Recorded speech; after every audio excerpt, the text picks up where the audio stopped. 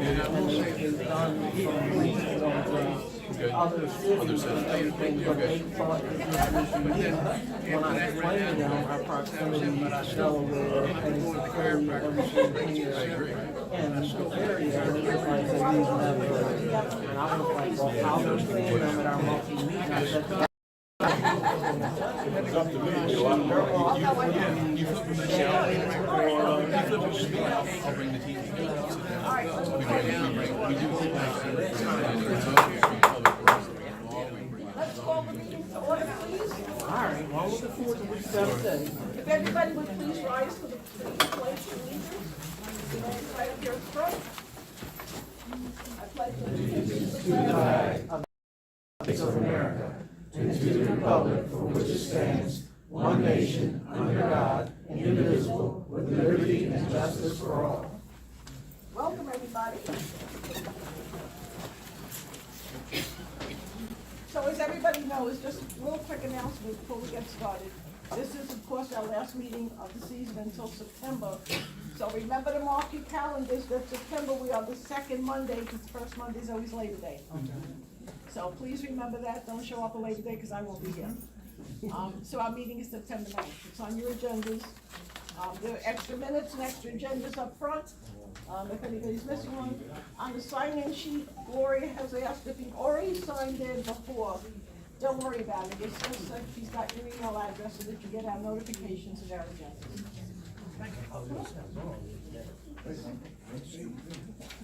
Well, you can read that voice then. How you doing today? How you? I'm not a troublemaker. I'm just messing. You heard what the man, you heard what the man from the controller. We gave you a reservation for the front seat. I knew he was coming. Oh, you want to be ahead of him. You didn't get your ticket. Well, yes, I did. Because he knows me. He's learning me very well. I'm in the front row like I be for the Ravens. He say something good, I be like, give him 8 more years. He say something bad, he got to go tomorrow. There you go. Apply for 2 more years, there will be a president. He always said that. I always wanted to say, road.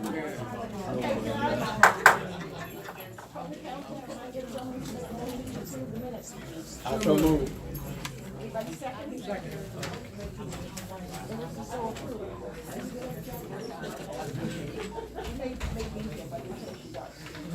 All right, Dion, if you would like to introduce, we're going to switch the agenda a little bit since our guest speaker has a time limit, but he needs to leave.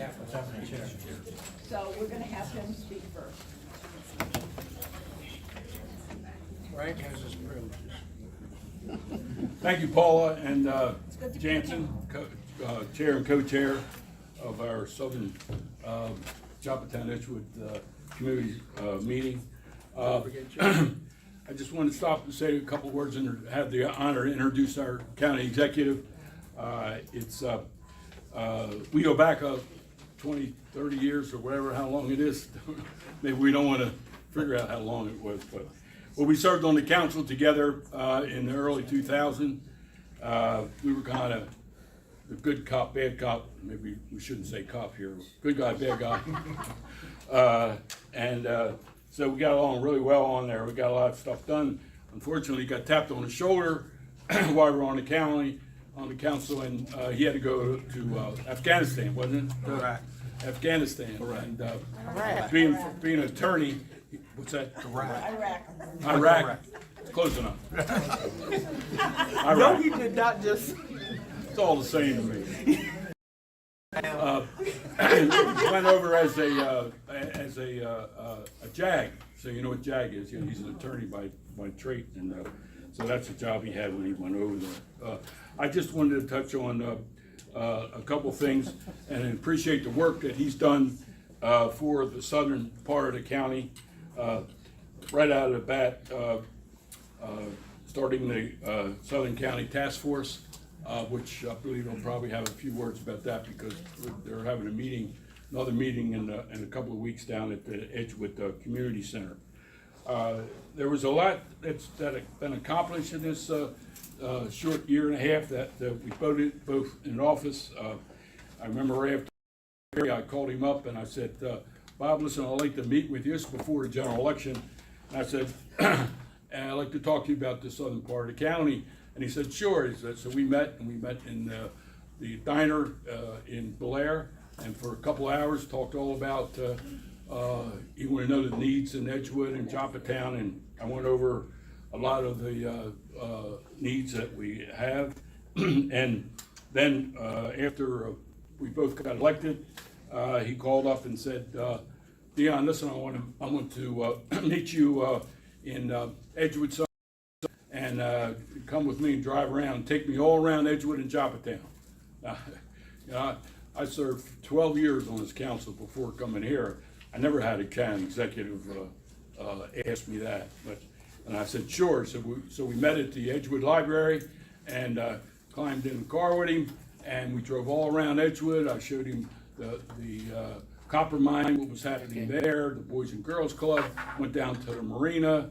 I remember when we pulled into the area right there off Willoughby Beach Road, where there was a sign there that Harford Land Trust owned part of that property, and we pulled into that property, and we both said, boy, you know, this would be a great park. And a man of his word, he said, we'll make us a park.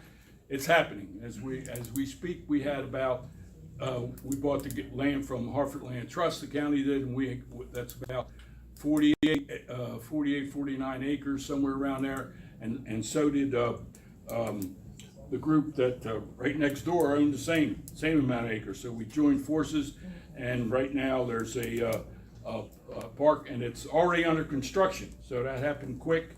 If you've driven down there Willoughby Beach Road and saw it, you'll see what I'm talking about. We've had several cleanups in the county, and at Shore Drive, and also in Edgewood at Green, and also at Oak Landing and West Shore. We've done some cleanups, and I call up his office, have no problems. We get dumpsters down there, you know, within a couple of days.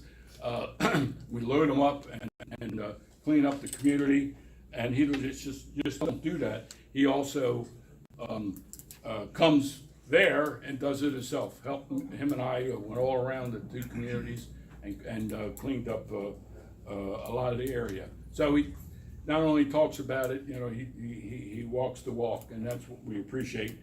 And I can't tell you how much we appreciate everything's done in the southern part of the county, both in Edgewood and Joppatowne, Mariner Point Park. All kind of things have been happening since he's been in office, and I certainly appreciate all he's done in the southern part of the county.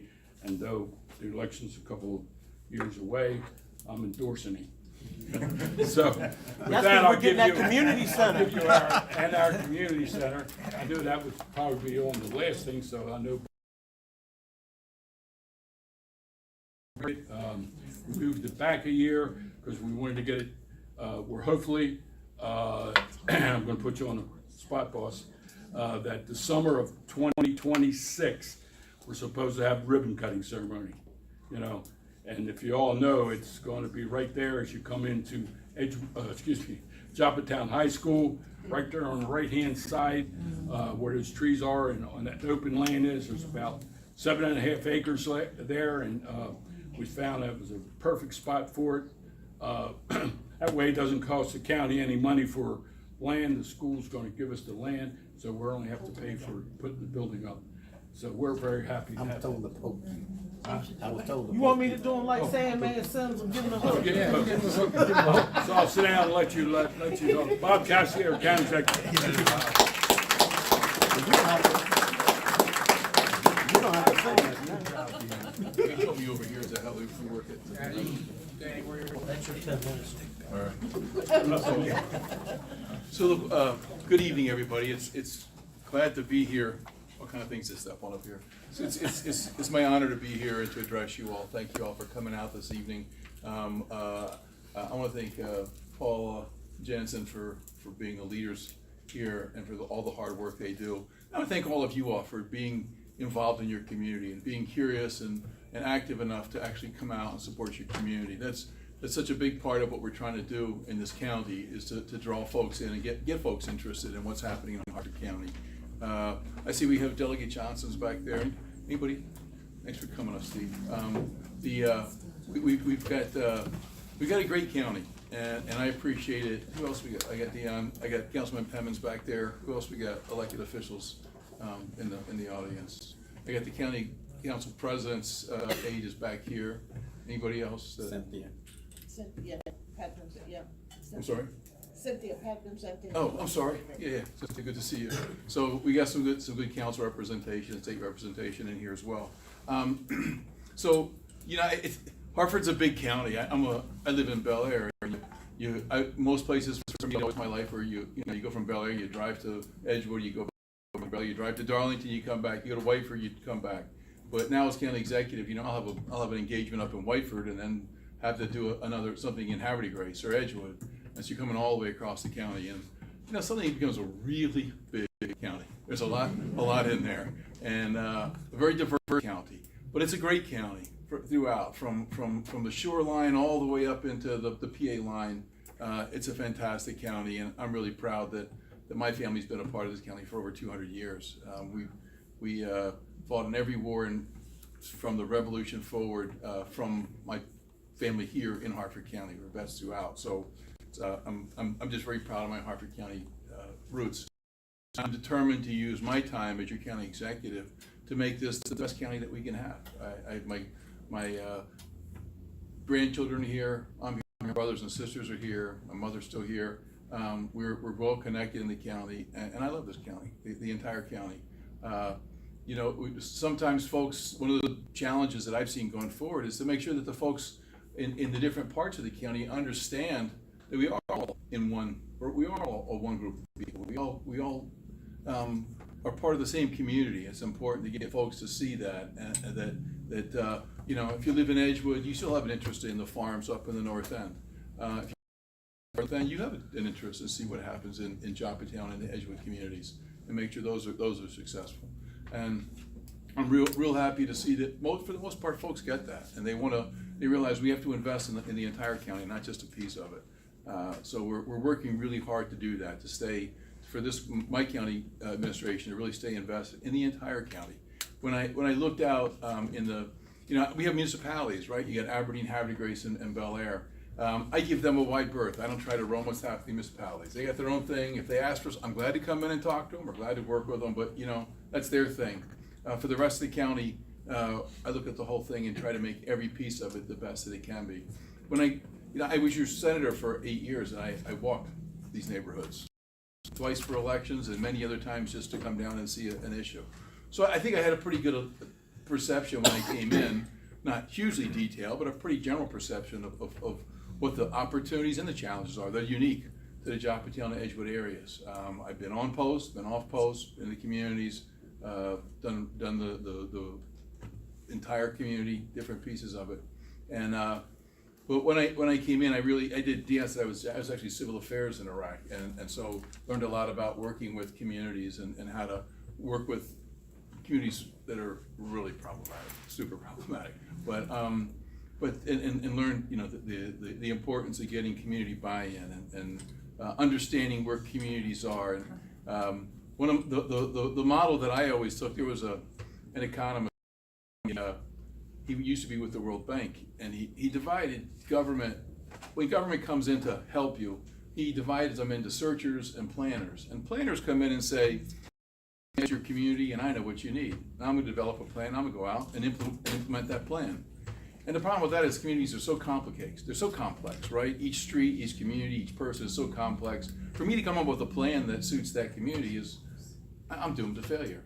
The other group is called searchers, and what searchers do is they get into the community and they say, "What's working here? What's working?" Right? And they try to identify those pieces that are actually doing some good stuff. And you say, "Why can't you do even more? What are your obstacles?" And you try to empower those folks. So I take that model to heart as I look in throughout the county, especially in this area where you've got all the problems of an urban community, but without that urban government, and that's been a challenge here because unlike Haverty Grace and Aberdeen, you don't have a dedicated community government because your government has to balance. And I had to balance farm issues and defense issues and all that. So it makes it a particular challenge to understand and analyze what you have. So coming into office, one of my kind of background teaches me that get the data. It's in the data.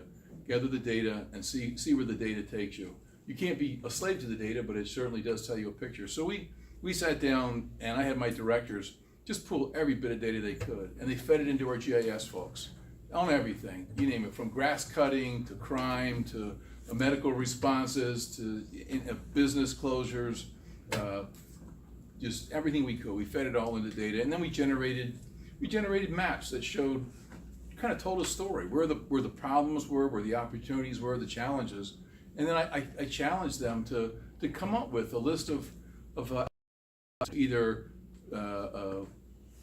take advantage of an opportunity or address a challenge, and they did that, and they just sat in their own little groups and did that. Then we brought in community leaders and asked them to take a look at what that was and give us their own input, how they saw stuff, and then we adjusted it from there. And then finally, we rolled it out about a year ago up at the Edgewood Community Center and rolled out our plan and briefed the community, got their input on it.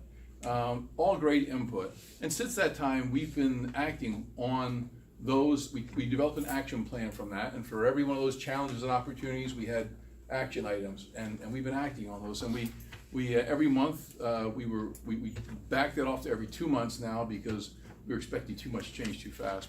So we're looking at them every 2 months. We evaluate and see what progress has been made, and to kind of push that progress through, I brought on Rob Wagner, former council president, former council member, and Rob's role is to basically spearhead that initiative in the Edgewood Joppatowne area. And you see it's the little stuff like when we do a dumpster drop, because you take the big 40-yard, is a 40-yarder, right? The big dumpsters, and you put those in a community. But we do that in response to a community request. So we don't just roll in there. We have community members request that. It can be a club, it can be a HOA, anybody that wants to do that. And we drop it in response to them because they're responsible for getting the flyers out. They're responsible for going to door to door and fill that out. They're responsible for putting the people in front of the dumpster and help folks unload it.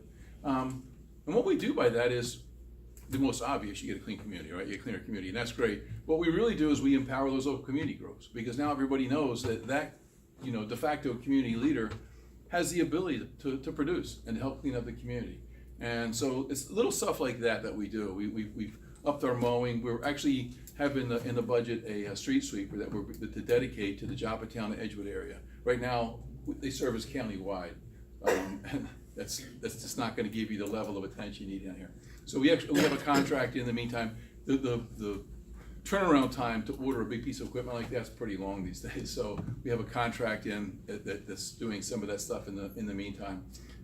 We're also we put a housing code in to really try to push some amendments to the housing code, livability code, to try to push some of the absentee landlords. So we get more ability to reach out. And you all see this where we have the burned out buildings that sit for months and months that, well, that's intolerable. We can't have that. That just degrades an entire community. Landlords that run flop houses and stuff a lot of people in there. That's intolerable too. So we'll use that code. Really, we're going after the folks, the absentee landlords, or the big landlords who are basically just taking advantage of your community and milking it. We're doing a lot of parks and rec stuff. One of the things we found in our detailed analysis was we looked at where are the 6-year-old through 18-year-olds, where do they live? Where's the population concentrations? And we found out that, wow, some of the biggest population concentrations of those young folks are Joppatowne, Edgewood, and Belcamp, that whole strip right through there. Well, then we did an analysis to see where our parks and rec programs are, and guess what? They weren't in the same places, right? So, so my challenge to Parks and Rec was, you're going to build the program. So we're working on increasing the soccer programs, the baseball programs, anything we can get, whatever. And we're increasing. We don't tell you what sports you want. It's what the community wants. So we're pushing. I think sports is such a critical way to teach a lot of these young kids self-discipline, drive, motivation, all those good things, right? So, and I know that there's a lot of young kids. The ones that need it most are the ones who can't get a ride to participate in the rec program in Abington or Havre de Grace. It's, hey, if they can walk or ride their bike to it, they can play anything they want. But if they can't do that, they're not playing. And I get that, because honestly, that was the kid I was. That was when I was a kid.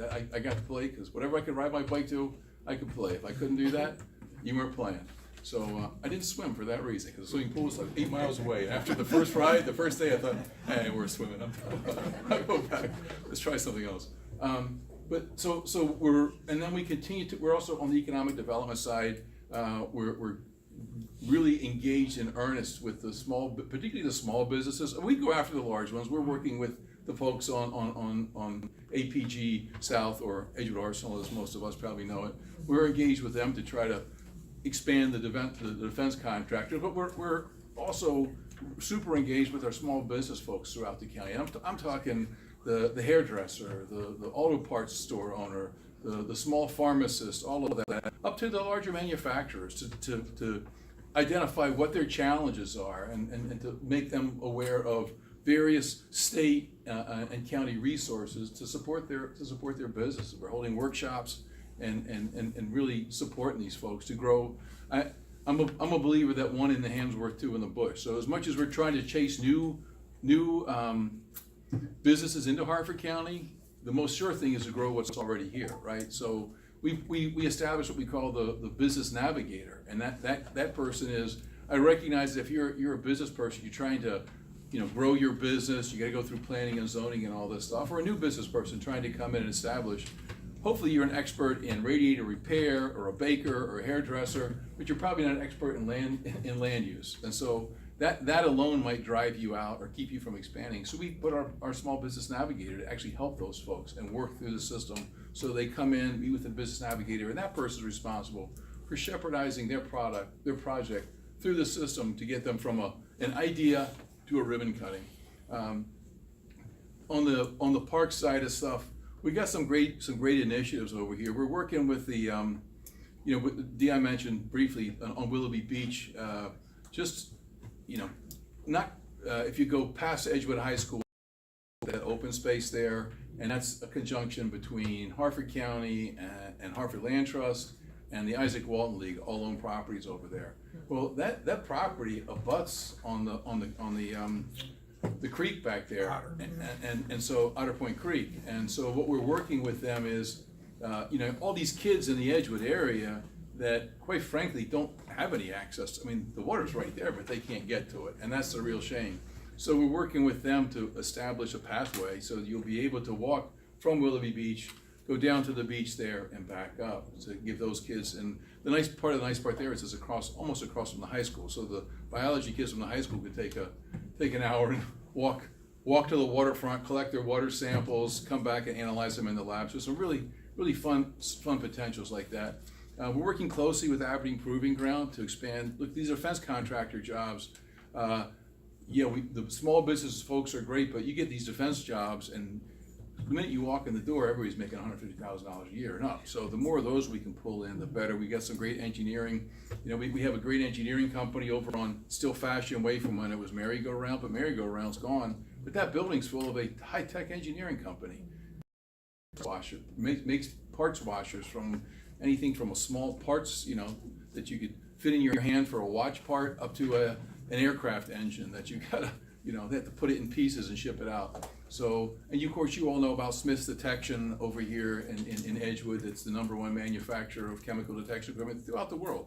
It's right here in Edgewood. So, we got these big defense related folks that are awesome, that we're chasing them, but we're also working to support the small businesses. So there's a lot going on. It's really driven by you all. We have the next June 13th at Edgewood Community Center. We've got the next update from the Southern County Task Force, where we'll roll out. We roll out what our action items are and tell the community how we think we're doing on them, and then you tell us whether you agree. And then we also ask for input. You think there's other action items that we're missing, or are there initiatives we're completely missing? Whole concepts that we're missing. So we try to put out invites on that, because we want this to be a community-driven piece. As we moving forward, our success really depends. It's a three-legged stool. It's the community, the citizens, it's the business community, and it's government. And all three of those have to be moving forward together. And so we put out, under Rob's leadership, we put out a newsletter, our Southern County Task Force newsletter, telling you all what we're doing, what we're working on, how we're doing it, give you notices of events, to really try to bring you all in, because it's so important that we have your participation and your assistance, your ideas as we move forward with all this. So it's a lot going on. We did pick up the new park with the No. well, we got copper lines going in, and that's a huge plus. Also the not Julio. Nuttall Avenue? What's that? Nuttall Avenue. Yeah, the Nuttall Avenue, That park. and then what's it? Foster Branch. Foster Branch. What family was that? Was Salvo. Salvo, yeah. Salvo, I was trying to think which auto parts was that. Salvo Auto Parts. We work with the Salvo family on the Foster Branch parcel, which is a huge purchase. We'll have, what's it, 40 some acres, Sherry? Correct. It was slated to be 250 homes. And Yeah, now it was 250 homes spread to be in there, but it was all on really environmentally sensitive area. And so what it'll end up being is probably 6 ball fields and a huge area for open space, and possibly another Parks and Rec facility at some point in the future.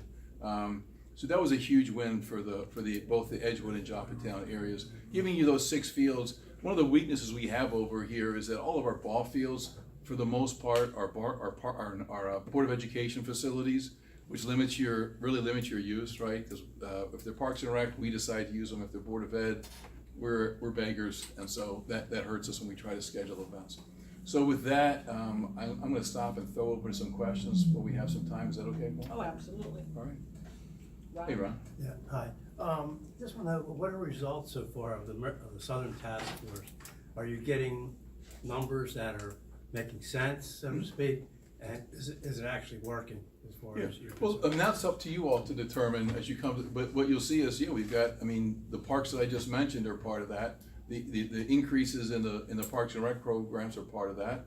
The new contracts for mowing, the increased enforcement of housing code. There's just a whole lot of just talking. That's why we did action items that are all graded, and you'll see when you come in and what we're actually tracking.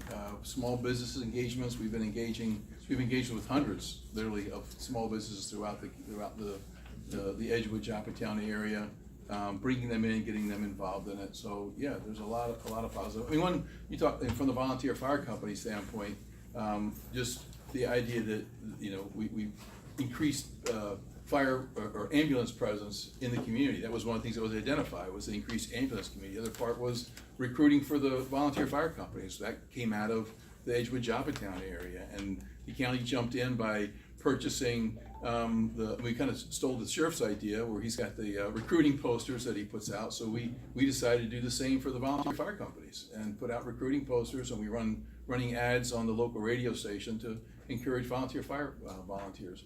So I don't have a whole ticket line up here, but come on out on the 13th, and you'll be able to see all where we stand on everything, and call us hold us to task on that stuff.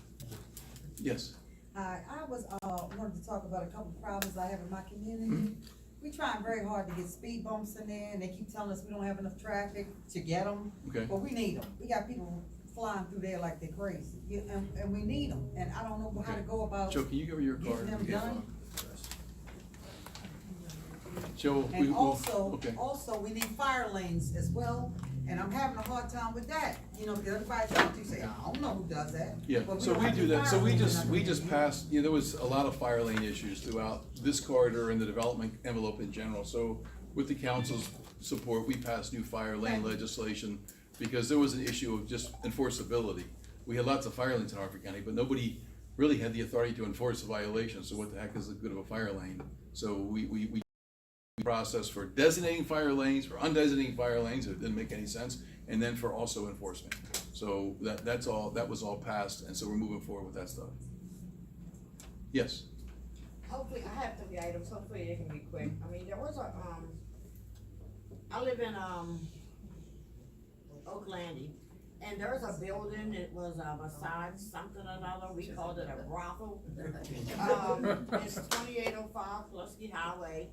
I don't know if you're familiar with that. No, I'm not. I'm Good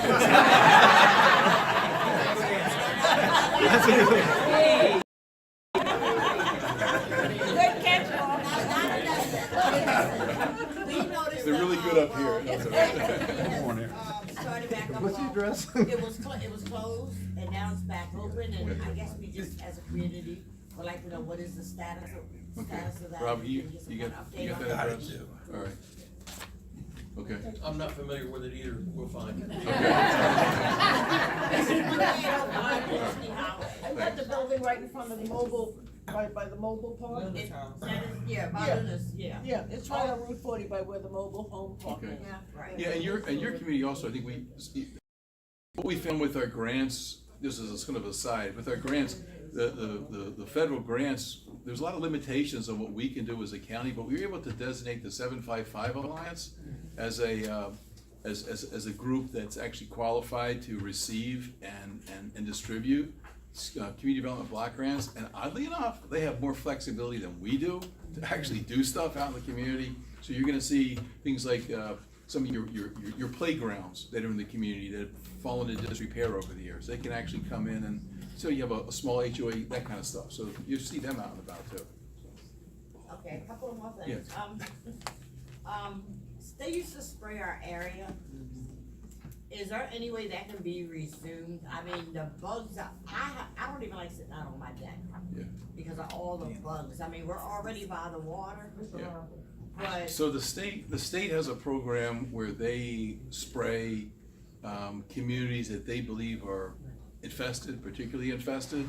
So we can link you up with the state on that program, Rob. We can link her up with the state folks on that program. The county we don't have a spray program. I mean, we would just be, if we did that, we'd just be competing with the private. I mean, there's plenty of private companies out there that do the aerial spraying, and so it would be up to an HOA to say, you know, so there's contracting something with that them. you would have to pay for? Oh, yeah, yeah. So the county, so there's nothing that. The county doesn't have a program, the DNR has a program, Department of Natural Resources, they have a program where they will come out, and if they identify it as an area that's particularly infested, then they will spray it for you. Well, I would invite them out on my deck. Okay. Also, there was an issue of these children in these black clothes and black hoodies. I don't know what they were doing. They were, apparently there's a whole bunch of them over at Home Depot. They had these Nerf guns and they were shooting them. They were lined from one side of the road all the way over to the other. They formed a line straight across and they were not moving. And then, I'm gonna refer that, you're gonna have the sheriff's gonna come up and brief. I mean, does Yeah. anyone else know this issue? So the sheriff's gonna come up and talk to you guys right after me, I think, right? And so they'd be happy to take that and respond to that. All right? Yes. So you were speaking earlier about small businesses, and being put out in the community, and, just recently, I'm a truck driver, and I've been driving trucks for a while, and I had came up recently with the idea of putting a truck driving school in Harford County. So I want to support the community, and I want the community to be able to have something here, because I know that Harford County has a need, especially Aberdeen, because they have all those warehouses there. And I was looking for more so support of how, you know, this could jump off, because when I originally went to school, I had to go to another county. But right here where we are in Harford County, we don't have it. Right. And there's a lot of people here, who can't afford to go to Cecil, or Right. who can't afford to go down to Baltimore, to be able to go to school. All right, can you give your name to Rob Wagner behind you, because we'll be happy to work with Harvard Community College. I know we do have the training going on at the Boys and Girls Club back over in Edgewood for, but that's for equipment, I not for. actually spoke with the people there Yeah. at the Boys and Girls Club, but Yeah. even if you do that simulator, you still have to go to a school. And Right. once you do that simulator, you still have to go to school to Cecil. Okay. So now it's limited to the people Yeah. who don't have, you know, rides to be Yeah, able to do it. well, you're a good advocate for this, because I know we've discussed this one before, and it's about the need, but I'm happy we can sit down with you and the college and see what we can put together.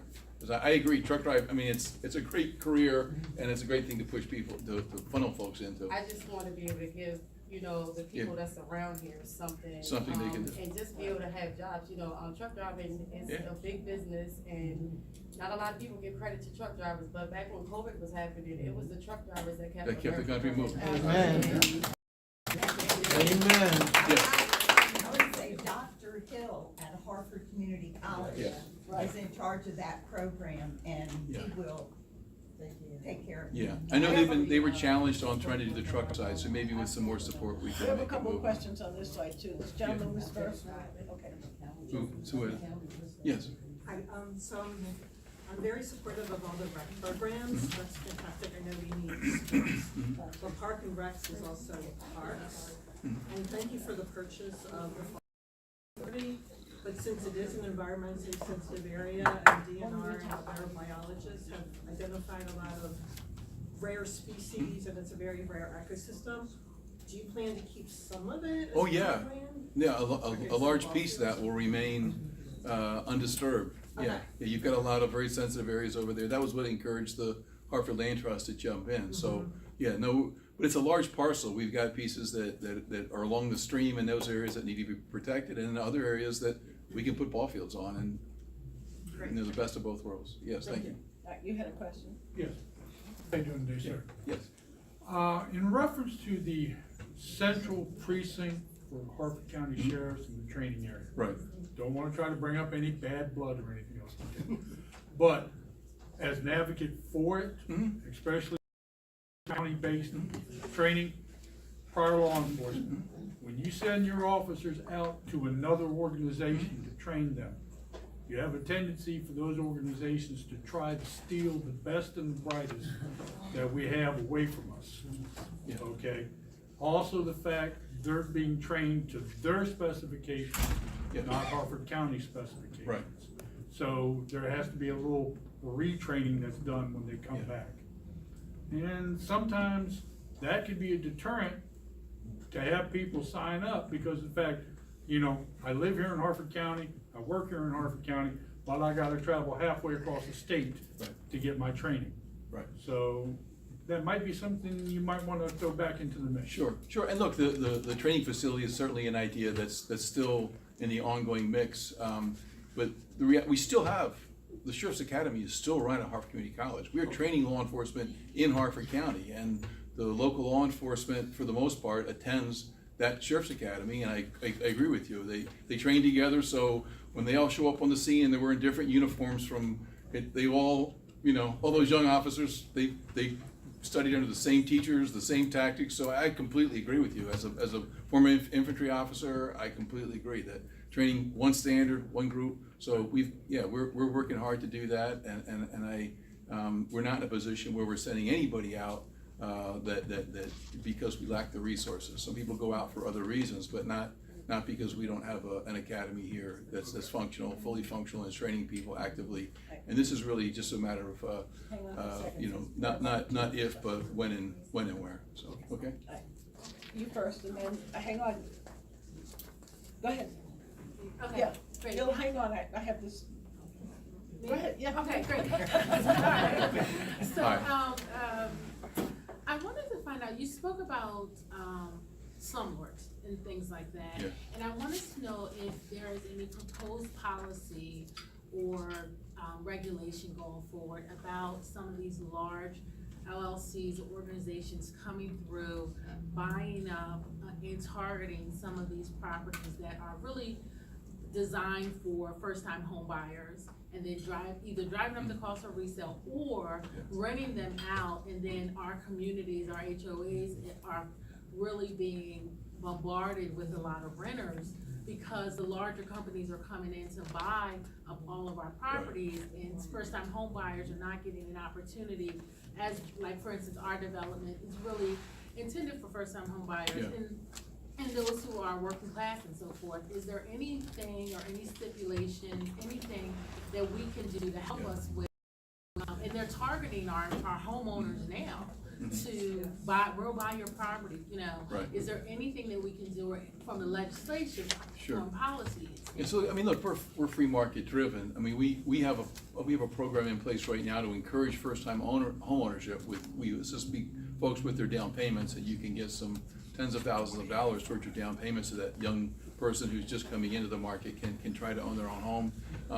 Our focus, you know, I can't come in and interfere with the free market, but what we're going is going after the folks who buy them up and then just abuse it, particularly the ones who, you know, you buy it and you just keep crappy renters in there just to collect the state subsidies, and then you don't take care of the property.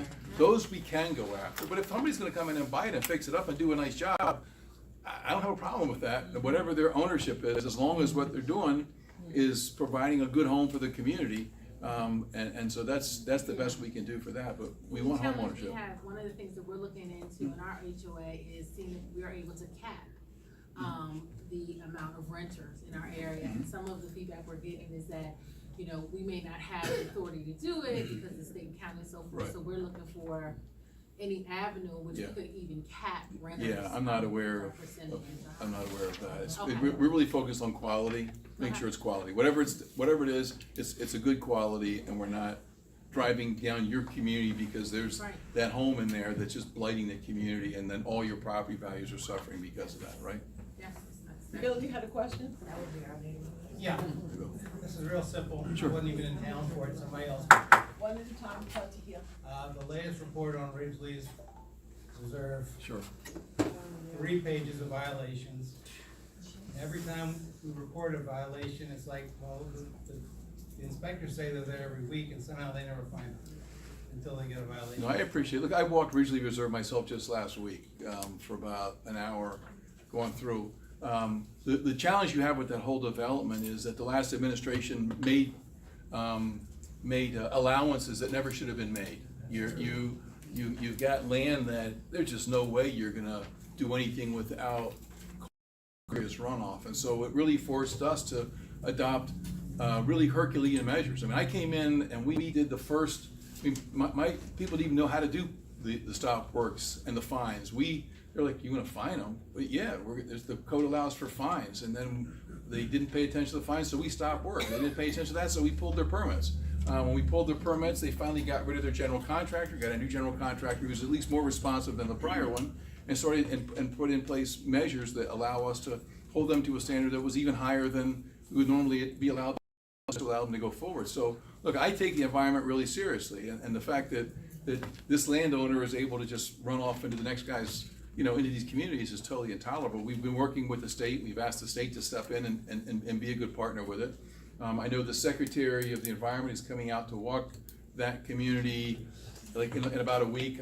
Don't hold me to that. I know it's coming up real quick. I saw it on the calendar, but I can't tell you exactly when. So we continue to take that seriously. The developer understands that we will shut them down again yeah, it's a challenge. It's a huge challenge. Those big tanks out there, and we're gonna continue to work with it. Unfortunately, I can't roll back, and we saw this throughout the county where the regulations, the laws on setback and all were basically disregarded. It was a matter of, hey, if you're my supporter and you stand behind me politically, wink, wink, nod, nod, everything goes, right? And that's just intolerable. Integrity's first and foremost. We have to be honest in our government, and the laws apply equally in force to everybody, and not just to your political faith, your political friends, or your political foes, whatever you might have. So we'll continue. It's just a really difficult situation because it's already in there, and trying to make it work has been really a challenge. I appreciate that. You still have that one sediment pond that will never do the job. Yeah. And you know that, right? Well, I saw that just myself, wondering how this is gonna, you know, looking at how hard packed the land is. I have serious concerns myself, sir. Last question? Oh, wait a minute. Last question. Yeah, in our community, we have a stormwater management pond. Okay. It's been inspected 4 times in the last 6 months. Last July was inspected. They said it was certain improprieties. We paid a contractor to fix it. They approved it in October, so it was good. When I called, I asked what was the qualifications for our stormwater management pond, whether or not it was a wet pond or a dry pond. That created a whole big confusion then. So we were supposed to meet on April the 29th with the Department of Public Works. They came out on April 23rd to re-inspect. I called and said, why are we re-inspecting when we're gonna talk about the inspection on the 29th? So the inspection on the 23rd said we re-inspected on May the 23rd. So now we're trying to see if it's gonna be re-inspected again. I haven't gotten that report as yet. My concern is, apparently they're using a subcontractor. The inspections are contracted out to some company called KCI. Okay. So It's an engineer. it appears that KCI may have colluded with the contractor that fixed our pond, because that inspector told him it was okay to clean the debris and throw it in our forest area. So we're going back and forth. So I called and spoke to Dave Butler, who's supposed to be the supervisor there. And it's confusing, because I'm like, do we file an appeal now? Because we got 3 inspections, 3, passed 1, but 2 lately we failed. So we're like, you're costing us a lot of money. Right. You know, so we're trying to be responsible. I appreciate, what's the community's name? Where Forest Oaks. Forest Oaks. Right now, I'll we write it road down. across from your land trust. Okay. So we're Right. trying to be responsible. And then, can you, what's your name? Can you, here's, I'll give him my card. Joe's here, he'll give you your Joe's card. gonna- You call him, we'll sit down. Look, this doesn't sound very good to me either. We're happy to take a look at it. Okay. I'm not gonna defend any of us standing here, because I have no idea. And we will, I know you had one last question. Thank you. Wait a minute, I stand up and, okay. About a month ago when we walked through, hey, how are you? Good to see you. I'm good, thank you, Oak Landing. Yeah. And our concern still is the land erosion Yeah. in our community is sinking. Literally, we're sinking over there, and we need some assistance. Yeah. Absolutely, I put mulch down in my back garden area, and I stepped on it to sort of give it, to pat it down. Water came up, Came right up to through. my surprise. I'm like, this- I've never seen that. Let's And I've been there since DNR. We gotta. 2005. Yeah. You're gonna get his Well, card. All right. We'll get, yeah, we did walk that, thank you. Ryan, last question. I initiate. Yeah, and just so you know, we walked that stream, and I was hoping that we could do some remediation of the stream, but when the engineers looked at it, they said, look, that stream's at water level, it's not a backup, the bay goes up and down, and when the bay's up, your stream, it's not as much a stream as an inlet from the bay, shall we say? So we did look at that, I had the engineers come out and look at that, and they're like, you just, the water's, it's the bay. I can't stop the bay from coming in there, because I thought it was water backing up, right, and being held back, and that's not backing up, it's coming back up from the bay, so, I don't know, we're gonna have to look really Let's seriously at make that. the last comments quick. He Okay. does have a time limit that he needs to leave. Which, yes. Sports and everything. Right. That's all well and good to expand, park and rec Right. opportunities. But I'm sure you said, and you talked about your history of growing up here in the county, it wasn't just sports. And we're having a problem when I go around and talk to, you got Dollar Tree talking about shutting one or both of the store down in Joppa down there because of the kids coming in. They're not even leaving the store. They opening the chips and stuff in the store, everything and stuff. So my question for you is, when it comes to this, we see what's going on in the city and everything, to target these youth, why aren't we taking training and things out into the community to start getting their hands wet and getting them interested in some of the things like you put together, and they had all the trade unions out, and Delegate Johnson is going to have that again on June the 12th. Another thing I'm noticing, and yes, they all started as independent, but in the early 90s, when Baltimore County brought all 3 community colleges together, but since then, they have centers and everything. Because when I talk to a lot of people, or I stood outside the gates today for half an hour telling people about this thing, getting their input. You have Harford Community College over there, but once again, just like you pointed out, if you're wise enough to see that the kids can't get to the rec leagues and stuff, then don't y'all see that people can't get to Harford Community College all the time? Since they combine those schools, they have satellite schools, community colleges of Baltimore County, and Owens Mills, and Timonium, different things, to get directly into the community, Yeah, so Harford to Community get College some is of the opening training up a like she was branch talking talking at the about. Water's Edge Center over on Route 40, and which is right on the bus line, and of course, we made the improvements to the bus line to expedite your service on the buses, to try to make sure, reduce the amount of time you have to spend on the bus going from Edgewood over to Water's Edge. But they do their training center over there at Water's Edge.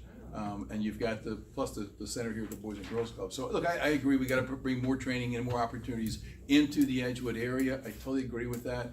Yeah, because you have the state has a professional outplacement center. You have the incubator through the governor's office of women and minority business, but there's nothing up here for Harford and Cecil County. So why aren't we, because last month we had a speaker in from Controller Learman's office, and he was like, you're right, if you don't have and bring in infrastructure, because we want these youth to not be out here in the street or just throw them some sports. We want them to become productive like you and want to keep their economics in the county. And so we're working with the schools to expand internship programs. So we got interns working in our county government and also with businesses to give these kids a real meaningful job training opportunity. So we're working with the school system to do that, and also with the community college.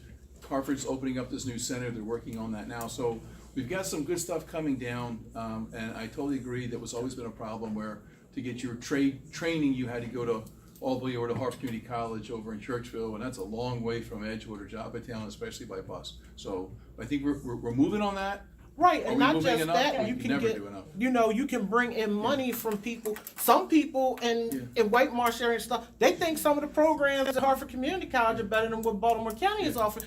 But it was like, I can't get from Parkville to Bel Air, but if they had a center here in Edgewood or Joppa, because that's bringing money in, you can charge that out of county tuition. Yeah, and And we're then- very fortunate to have Dr. Casey.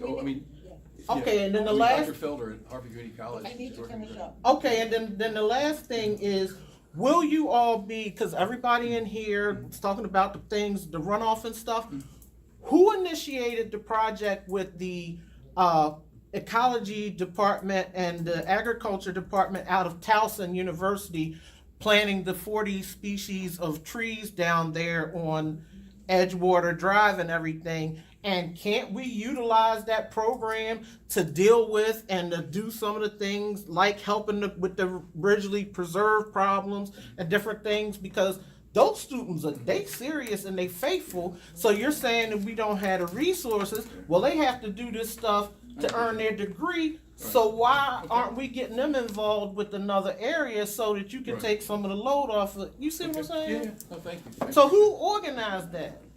The Ridgely Reserve is all private. Oh, you talking No, about no, the other the- program? yeah, I don't know. I'm Yeah, because I don't know. Towson, they came, they Yeah. put the trees up there, they show you Right. all of the different.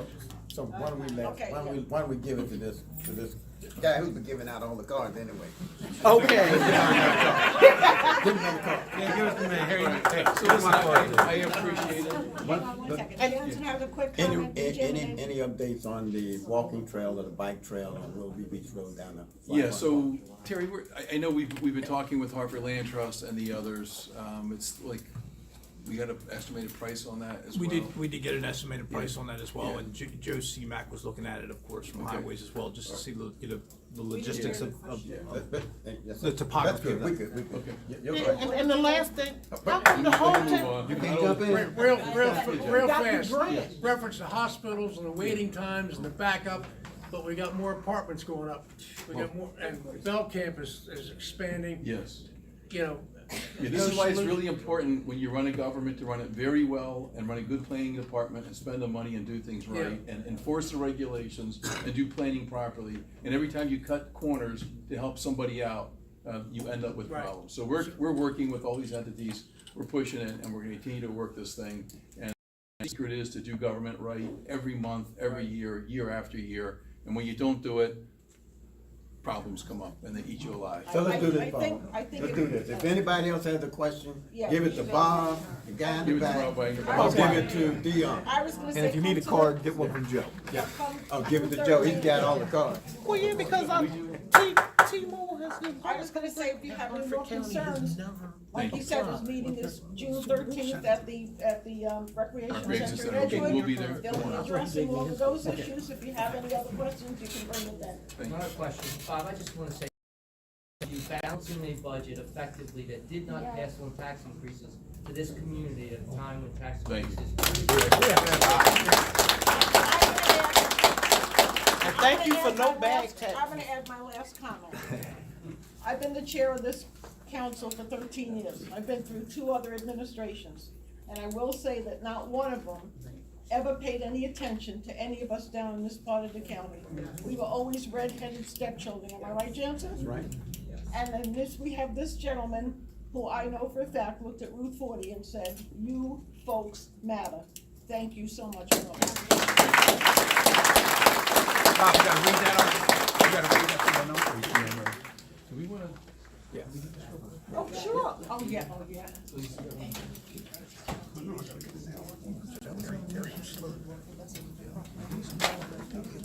Oh, hang on one second, we have something really important. Okay. Yeah, this is real important stuff here. This really is, and. Yes, it is. You wanna begin this, or you want me to begin this, or? Yeah, go ahead. Okay, Lenore, can you come on up? Where's Lenora? Lenora? She's signing in the back. Lenora, come on up.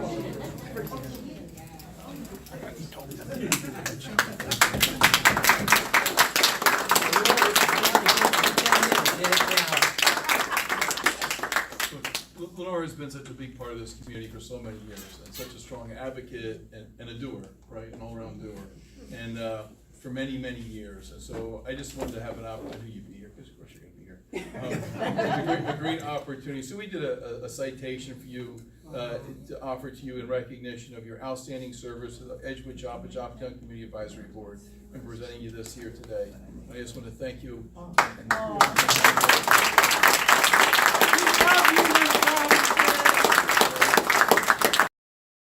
So much, County Executive. This is the first time I didn't have to impersonate you. All right, thank you all. You're too short. Have a great evening.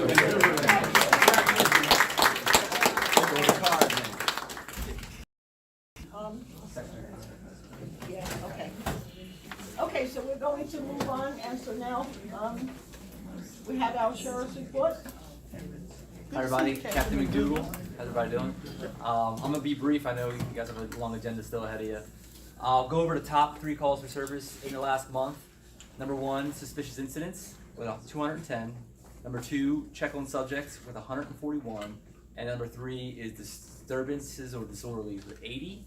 And that's almost identical to last year. The only difference is the 3rd call for service isn't disturbances or disorderly. It's actually alarm calls in 2023 for the same time period. Total calls for service this year compared to last year are down by -5%. Total crashes have increased 10%. It went from 40 this time frame last year, and then this year it's 44. Now, Part 1 crimes, the notable changes from 23 to 24. Robberies are minus 100%. There was 2 robberies during this month last year, and there's 0 this year during that time frame. There's an increase of 200% to auto thefts. I talked about that last meeting. The juveniles, the Hondas, the Kias, and now we have this infinity crime trend. We're seeing a big increase in auto thefts across not only the county, not only the southern part of the county, but the region as a whole. So we have a 200% increase in auto thefts. Overdoses are down, -66% compared to last year this time frame. Burglaries increased 83%. It went from 6. We have 11 in the same time frame for 24. The bus violations, this number's always big and it always makes me shake my head. This last month, 684 violations of red flashing stoplights on buses. Of those 684, 216 of them were in the 21040 and 21085 zip codes. I discussed this a little bit last month. Bus 859, which runs a route for Magnolia Middle School and runs a route for Riverside Elementary School in Joppatowne, is our number 2 violated route for a bus. There was 30 violations on just that bus in the last 30 days, so a violation a day. It's the only one it's second to is a bus that runs school and another northern part of the county school up by Fallston. But that route in particular, I mentioned this last month, we have printed out the route, step by step, turn by turn that bus takes on both its runs in the morning to those two schools and both the runs in the afternoon. It services both those schools on both ends of the day. And it's spread out to the entire precinct, to our traffic unit. The fine for a camera catches you runs that, it's $250. If we see you do it, it's $570 and at 3 points. So obviously, we're trying to get out there and enforce it in person. The bus violations and tickets are great, but it's really better if we can see them do it and get them with the violation. So that's the report I have, and I know we have some time for questions. The hand's already firing up. Yes, ma'am. How you doing? Good.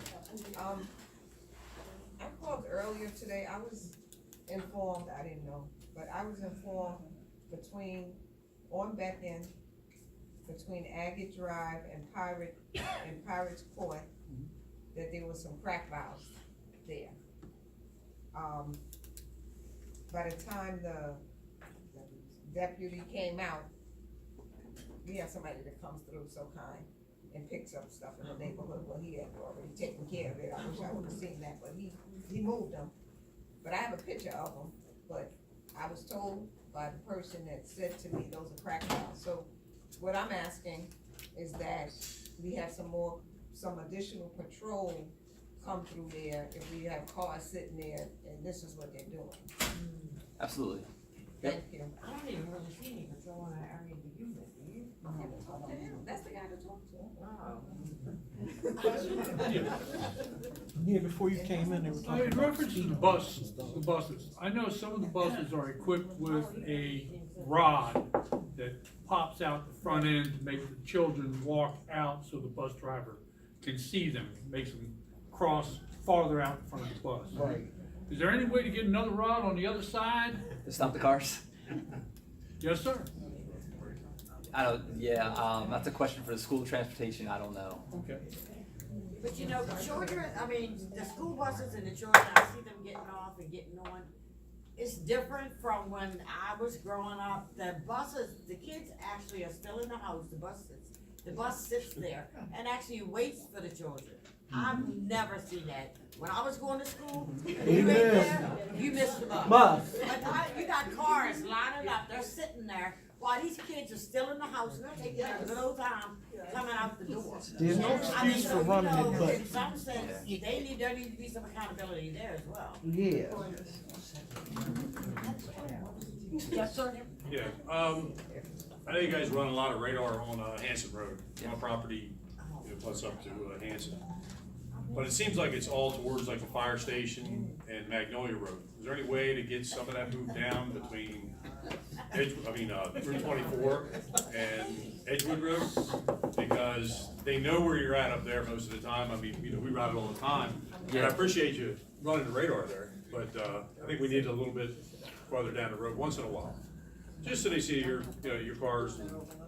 But thanks for what you do. Yep, I will definitely add that to the list of the radar requests. And additionally, the reason between the other two areas is we have a really good spot to sit right there at the firehouse. It's a safe spot for the cars to sit. It's a little tighter throughout. It's all residential in the section you're talking about, but if there's somebody that you know in your community that's willing to let us use their driveway, that would be beneficial. If you provide that to me, I can give it to the guys and they can sit there and park. We have a question from members. Oh, we have a question up here on the board. Hi, I did want to piggyback off of a comment that we recently had. With the young kids in the neighborhood, I was driving in Friday, and I saw roughly about 15 of them going over towards the Home Depot with looked like fake guns. And they were lined across the street. They were not moving when I came through. They all had all black on and black hoodies. And they continued that activity the following day. I was put aware of this months ago. They said leading up to graduation is something called the purge. Yes. And everybody is not aware of that, but I would hate for that to become a fatality if left in the wrong atmosphere. So, what can we do? We don't want to just call on kids, but what can we do? Because that was too many of them at one time. I would suggest for a community, if you know some of the juveniles, the children that are involved in this, and you know their parents, to have a conversation with them. It is a trend that happens every year around this time, toward the end of the school year. It gets warmer, and the kids in the schools create what's called a hit list, and they share it on Snapchat, and it's a game they play. And the school's been battling it for years, and it really, like I said, it picks up now in the spring months toward the end of the school year. We are very aware of it, of the trend. So our responses are curbed based on that, because we just had one today, a call come in. It was in Windsor Valley, and we have tones for priority calls.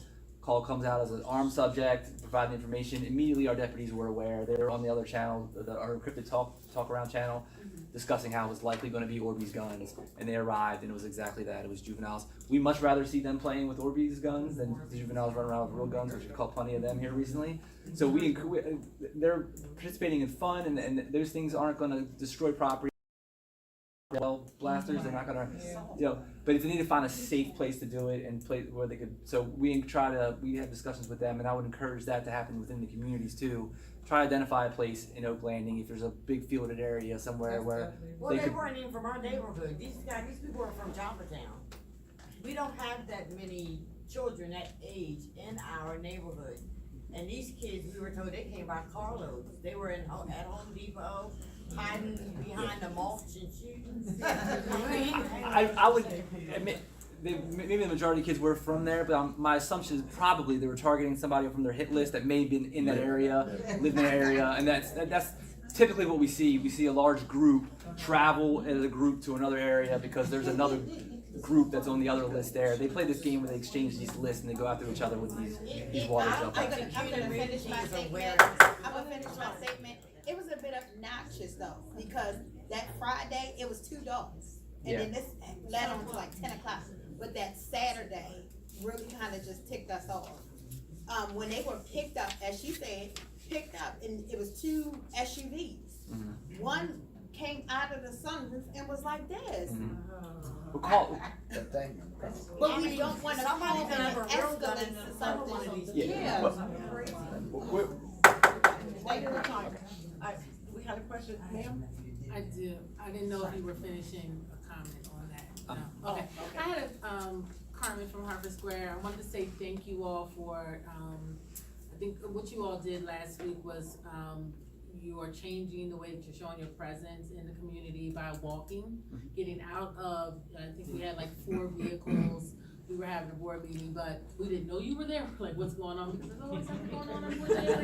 But as the officers were letting us know that you all have decided and made some changes with walking the community, because our goal is to also not always just have you guys there because something horrible is happening, but trying to change that communication. So thank you for that as well. Some of the issues that we're having in our community, you guys are acutely aware. If there is anything that we can do as a board to make our folks know that you all are there, because it heightens everyone's concern because there's something. But we'll likely have you guys come back out to another board meeting to kind of share what's happening, because it does heighten when you all are making those kind of changes. If there's something we can do to collaborate that or to share that communication with the community, I'm sure there's a different balance as to how much you share, because there's a reason why you're there.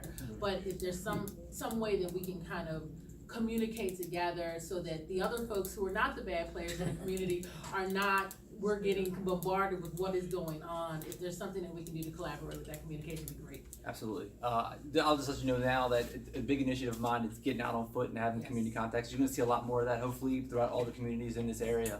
And that's just based on when we're available to do it. So it's not going to be a certain time or a certain pattern of when we can. When we have a dip in calls for service and we're able to get freed up a little bit, a couple guys, usually go out in pairs or more. You saw 4, and try to just get out into the community. It was 4 cars, but there was a whole bunch of guys. Yeah. But we appreciate that, especially given that the summertime is happening and kids are now out of school. We have a lot of activity happening all day, and all of it's not good. So thank you for that, and then we'll reach back out like we did with Gamble to kind of coordinate. So thank you. I'll give you a call. I will add one thing to that. I'm Angel Gonzalez with the Sheriff's Office, for those that don't know me. We did buy 2, we already get the electric assist bikes? I have not seen them yet down here. Okay, so we are buying 2 of those. just to get you further. But we also do have a pretty robust bike patrol, so that is something that Dave and I are very passionate about, is getting out on bike and foot, because that's how you talk to your community. So being on bike, you don't have the barriers of the doors and the windows and everything else, so you should see that a lot more as time goes on. And that's in all communities? All communities, Okay. yeah. And we do deploy them, you'll see them in the back of the cars, if you've ever seen them, like, especially this time of year when it gets nicer. We use them quite a bit, they even use them up north too, so for missing kids, missing adults on the trails, it's just a lot easier to get places really quick, so. But anyway, I just wanted to throw that in there, because that's something you're gonna see a lot more of. So. Last question? Captain, to go back to what these young ladies right here were talking about, like I said before, prior law enforcement. I've had situations where kids using the toy guns, all right, have almost gotten shot. Yeah. Okay, I myself and one of my other partners, we had to grab somebody one night because they decided that when the elevator doors open, they're gonna stick the gun in thinking that their target was coming up. Needless to say, this guy got bounced around a little bit in the elevator real quick, real fast. My question to you is, how can we let the schools know, to let the students know that this is dangerous? Because I don't want to attend, and I certainly don't want to be the cause of a funeral. We get the message out there. We have SROs in all the schools in the county, all the high schools, middle schools, and they rove the elementary schools. Elementary schools aren't the problem for this issue. Right. It's mostly high schoolers and the ones who could drive, actually. So the SROs are on a campaign front to get this information out there to schools, make announcements this time of year. There was a huge amount, a large amount of kids that were suspended and weren't able to graduate, walk across the stage because of the Orbeez incident, I think 2 school years ago. So the school's proactive in it, in partnership with us and Aberdeen, Bel Air, and Havre Grace Police. They're getting information out and making sure the students are aware. And we send correspondence to the parents too through emails. The school does, not the sheriff's office. But there is a huge education fund on that as well through SROs and with the administrations at the schools. Well, to piggyback off that real quick, will you all be sending anything out to the schools and going around to the apartment complexes? Because already they're out with the Roman candles and the firecrackers, and down the village of Lakeview, they want to get in between the cars and do it and everything and stuff. And it's like, one of them senders get up out under a car, you're gonna have problems. And then, you try and talk to the neighbor or the parents and they don't understand, because I told them last year they got mad and they've been harassing me ever since. I'm not trying to take away your fun on the 4th of July, but take that down to the sidewalk by the street and you should at least have a bucket of water.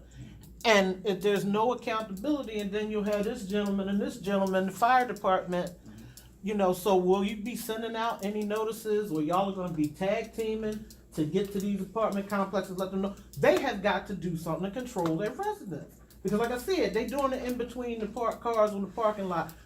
Send to get under a car, y'all gonna be down there with a mess. And when things can be avoided if we get some education or some warnings out there. On social media, we're coming up, leading up to 4th of July specifically, we get out some safety for fireworks, and we get that information out there, and we'll coordinate with fire and EMS as well. Hey, we have that coming up with crime suppression unit where they meet with all the landlords and a bunch of that's something maybe they should be able to bring up for you there. Try to get their message out in their flyers and stuff, so that might be helpful. The stakeholders meeting, I have a day for that, And then can I get a card too, because the manager at the Dollar Tree, because they are talking about either combining these stores or losing one of them because the problems with the kids. They don't even take the stuff out the store now. Mm-hmm. They open it up, they drink sodas, snack, come and make it like their hangout and everything. So will y'all be doing like a center or something? Because like you said, summer is coming. They done already been doing in there robbing blind and stuff and everything during the school year. Now they're gonna be running through during the day. And now the gentleman at the grocery outlet is starting to have because we can't keep losing businesses and stores and stuff because they're complaining about crime or they don't feel they're being respected. Okay. Yes, we actually have a meeting tomorrow for summer initiative plans with I'm trying to address them. We have a meeting tomorrow internally. And I'll take the card. Okay, yep. Thank you. I just had a question, back on what they were saying, the bus that you have for gaming, is it a way that a community can get with you and rent that? Or The gaming truck? The game, the core, Yes. okay, yes, send me an email, and I can get you in touch with the division who does that, and you can set a community event up. We really, the last one, and then we need to finish up. I think you may have heard the address, if you were here, the 2805, Pulaski Highway. The brothel. The brothel. Yeah, I wrote that down when I was in the back. Okay. Yeah. You can check that too. Nobody wants to admit to that building. It'll be ready tonight. We're gonna move along. This is already Thank going you up so on the much. state of Florida. It'll be ready tonight. So y'all gonna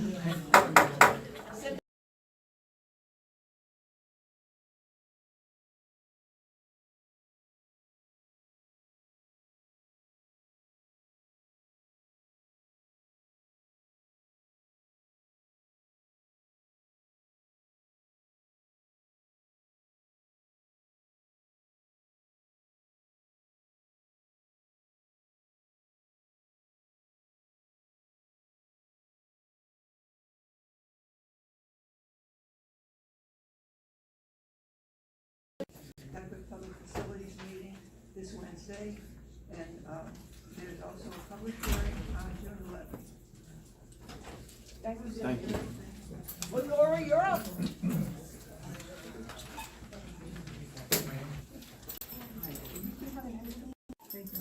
Good evening to everyone. Good evening. And I'd like to say thank you for this citation, this gathering, voicing your opinions, your issues, and doing it in a democratic way. Congratulations to this particular council here. Give yourself a round of applause for that.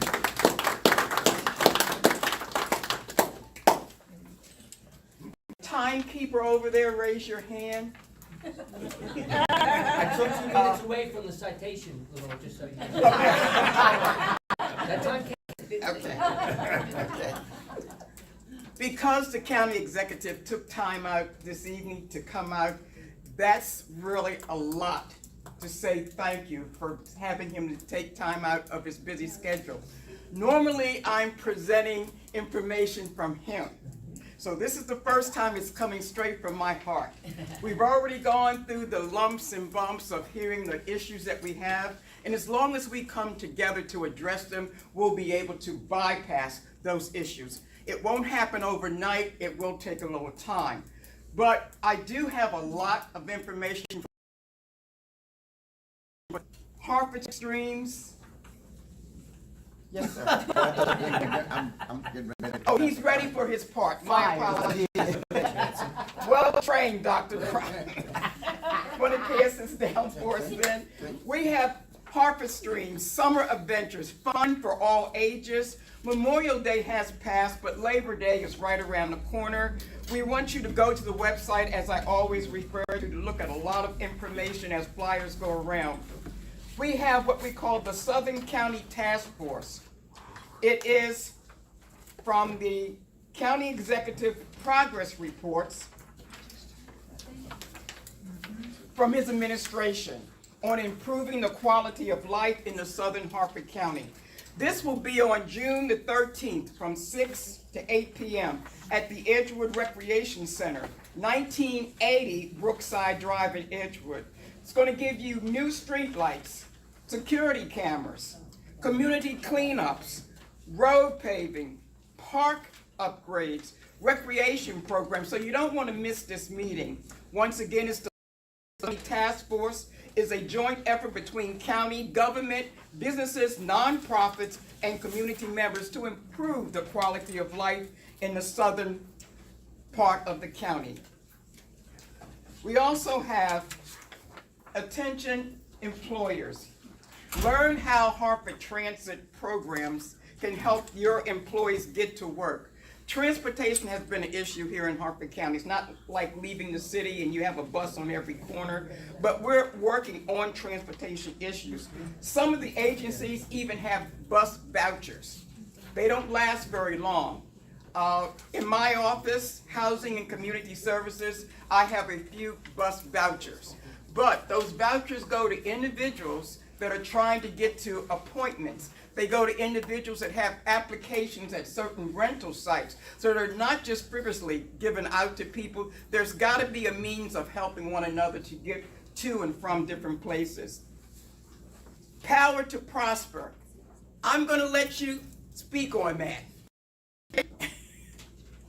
Power to prosper.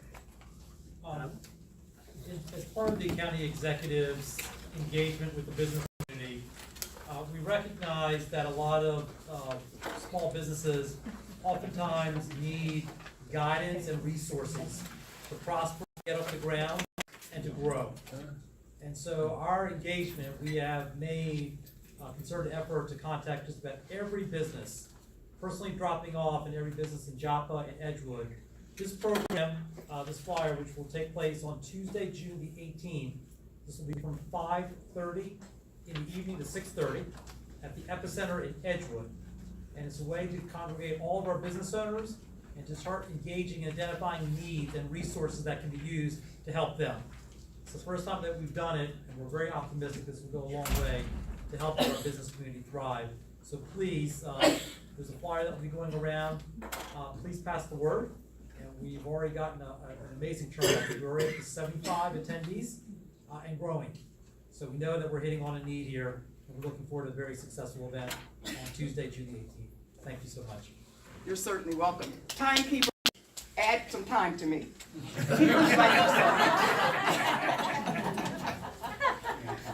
Bike camp. We want to keep individuals actually busy. Bike camp is very good for everyone. Learn to ride a bike, two-wheel bike independently. It's a 5-day camp, Monday through Friday. It's June 24th through June 28th. We have campers and volunteers to register online for this. Flyers will be coming around. We want you to save the date, which is July 25th. You're cordially invited to the legislative wrap-up and town hall. Harford County will host the largest black caucus in the county. It's held at 1918 Pulaski Highway in Edgewood. For more information, contact the office of the state delegate, Andre Johnson Jr. His phone number is 443-473-4643. And last, Mr. Timekeeper, Harford's most beautiful.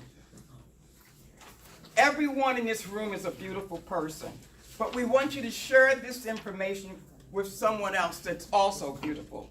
Do you know of an unsung hero? Anyone can nominate a volunteer group or individual. Nominees must live in Harford County and may be of any age, from any background, but they have one thing in common. They enrich the lives of those fellow citizens through what they do in the arts of kindness and concern. You can submit your application on our famous website, which I always www.harfordcountymd.gov. We want you to enjoy the summer. It's just starting. Today is June the 3rd. So we have a long way to go. And I'd like to say this. June 28th, I will be retiring.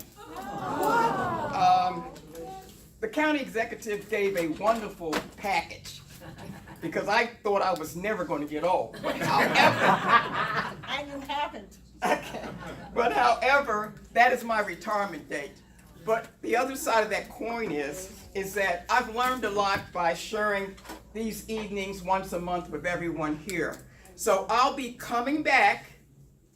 My co-worker's back there laughing. I'll be coming back as a volunteer appointed by the county executive. So thank you for everyone.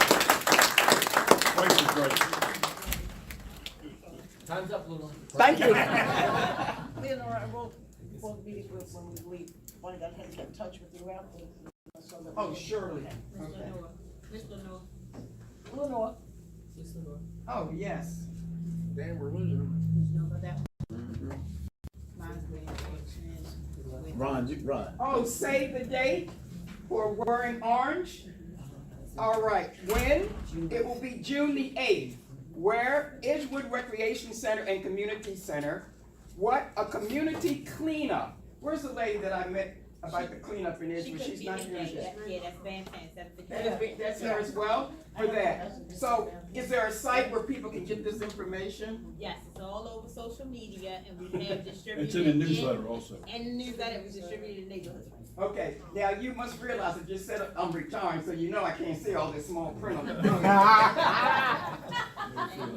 But if I have some free time, I will certainly stop by and support some of the events. My schedule is very, very hectic, so it makes a tremendous difference. But this evening has been certainly a pleasure, and thank you so much for my citation. That was a big surprise. I say, let's give her a round of applause.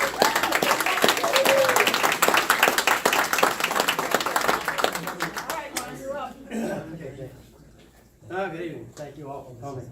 A couple things that we'll talk about because June, there's a lot going on between now and the end of our next meeting. Number one is June, of course, is the beginning of hurricane season. Now, you all think we're not susceptible to it. However, if you look, Havre Grace is right on the tip of the bay. Many times the hurricanes will come up the bay and then affect us and affect us down here, Havre Grace and then down to us. So be aware. Be aware of that. I get some good information out there. Also, we want to talk about growing safety and lighting safety. Unfortunately for me, being lightheaded as I am, I forgot the growing safety flyer. However, I did remember we have a new lightning safety flyer that just came out. And there's some information here that you really don't know whether you're inside or outside when a storm does approach. One thing that I agree with this and don't agree with, locally, like in the ballparks and stuff, they say if lightning's within 8 miles, they have to stop. Well, the rule of thumb is 10 miles. Why we're still playing out there is another story. I'm not going to get into that as far as, you know, the legality and stuff. What? If I see lightning, I'm going out. I'm getting in. And this is a person who had experience. I want the ladies out here about the fireworks. I'm just going to address that real quick. I'm here. Huh? I'm here. Same neighborhood. Go Oh, same neighborhood, okay. All right, well, I just want to tell you that, and touch with the county executive said. Recently, there was a review of fire lanes and violations up throughout the state of Maryland. I was at a meeting with the Maryland State Firemen's Association a couple weeks ago, and we talked with, unfortunately, there were 2 counties, Harford being one of them, that in the law, there was no way, nobody to enforce it. Kind of a little misstep there. So now, I think it's June 1st, the fire marshal now has authority to set and enforce fire lane violations. And I believe the sheriff's office will be giving that opportunity, right, Aaron? To enforce the fire lane violations once they're all set. The fire marshal's gonna go around and it's not gonna happen overnight. It's gonna take a while. They're gonna go around and they'll probably replace fire lane signs, fire lane by authority of the fire marshal, as opposed to just fire lane violations. So just be on the lookout for it. It takes time. They've got to go through all the areas and see what's there, especially the biggest problem right now is shopping centers. Yes. Cars parked there, you know, they say wrong, they leave their flash on, they go inside for something, and a fire, I guarantee you that car's not gonna be there when they come out. There's a fire in that shopping center. That's here, neither here nor there. Couple things about the Stepping Stone Museum fire, that was very bad. I know you all were concerned about that. Right now, it's still under investigation. Believed to be, they're looking at possible electrical failure. Basically, what had happened, it was in the 2nd floor of the barn, upstairs of the barn, where somebody was in there working. They heard some crackling and stuff like that, and they got out, called 911. By the time we got there, the barn was fully involved. And the fire marshal was thinking it's probably an electrical short. Okay, and a lot of things were lost, a lot of artifacts, unfortunately, are gone. But fortunately, nobody was hurt. The barn itself was completely leveled, so that's a problem. We did have a fire up in Bel Air on Marshall Drive. We had one fatality, unfortunately. However, the fire marshal, when there the smoke alarms that were up, had no batteries in them. No working batteries. You know, I talk about this every month. Check your batteries, check your smoke alarms, make sure they work, because you never know when that smoke alarm is going to go off. And what's going to happen? There's another one that was happened in Edgewood, where a lady had set fire to her parents' house because they had an argument. I don't think nobody was hurt in that one. And then on Mulberry Lane in Edgewood, up there was a fire on May 11th. Still undetermined the cause, it's still under investigation. Now, the other thing, the last thing I want to talk about, picture's worth 1,000 words. Can everybody see this and see what it is?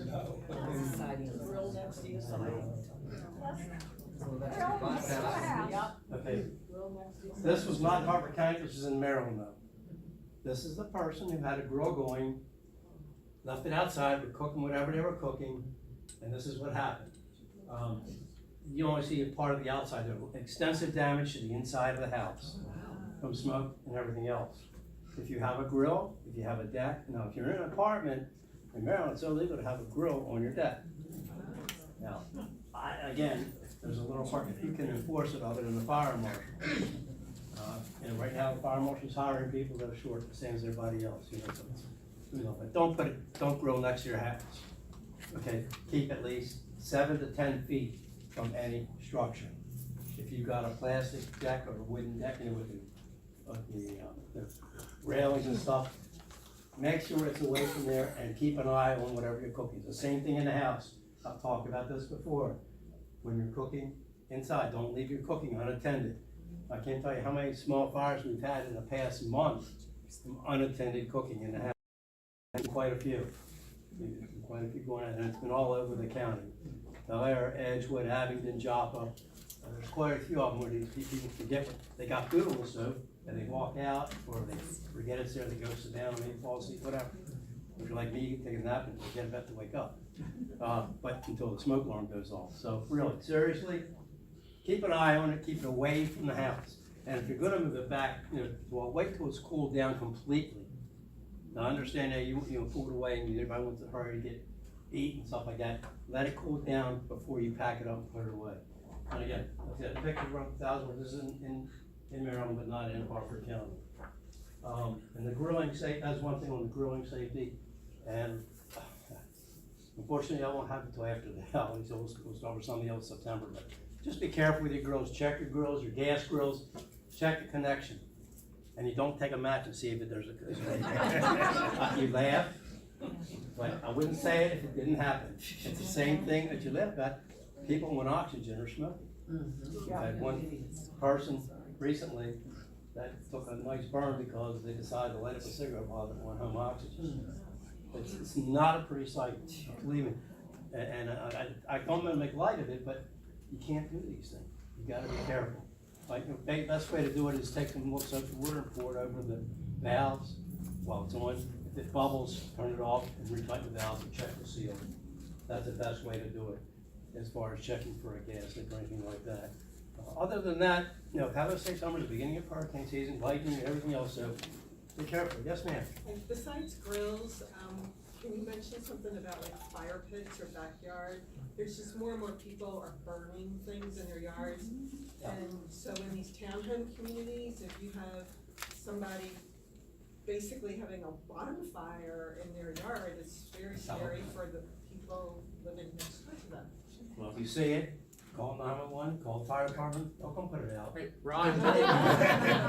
If it gets that thing, no, I'm serious. Now, my community, I will tell you, my community where I live, this Friday, hopefully the first Friday, it doesn't rain. We bring fire pits out to the center island, and we talk, we sit, and we talk most of the night, and have a nice little fire, marshmallows and s'mores and hot dogs and stuff like that. But it's under control. In my neighborhood, at least, my hose is already turned on in my house, which is about 50 feet away, and I got a bucket of water right there beside it, just in case. But that's just me. No, it's been 3 times. I called the fire department, and they're like, "There's no laws against it." That's all right. We live in a duplex. our neighbors next to us, not our current neighbors, but prior neighbors, were out burning mattresses and stuff in their backyard. We contacted, Harford County Sheriff's responded, walked around the back end, told them they had to put it out. They said, we have a fire extinguisher right here. Okay, you guys are good. Exactly. And turned around and walked away. Okay, first of all, it's not legal to burn, as of June first, just to let you know, Harford County if you have a burn permit, so to speak, and a lot of these farms, a lot of places do have them, where they're allowed to burn things, when you've got a lot of space to do it. However, everybody has to renew their permit as of June first. Nobody has, unless you've gotten a new permit, okay, you're not allowed to burn, number one. Number two, you're not allowed to burn stuff like that in your backyard. That is totally against that. Call the fire marshal's office, or call 911.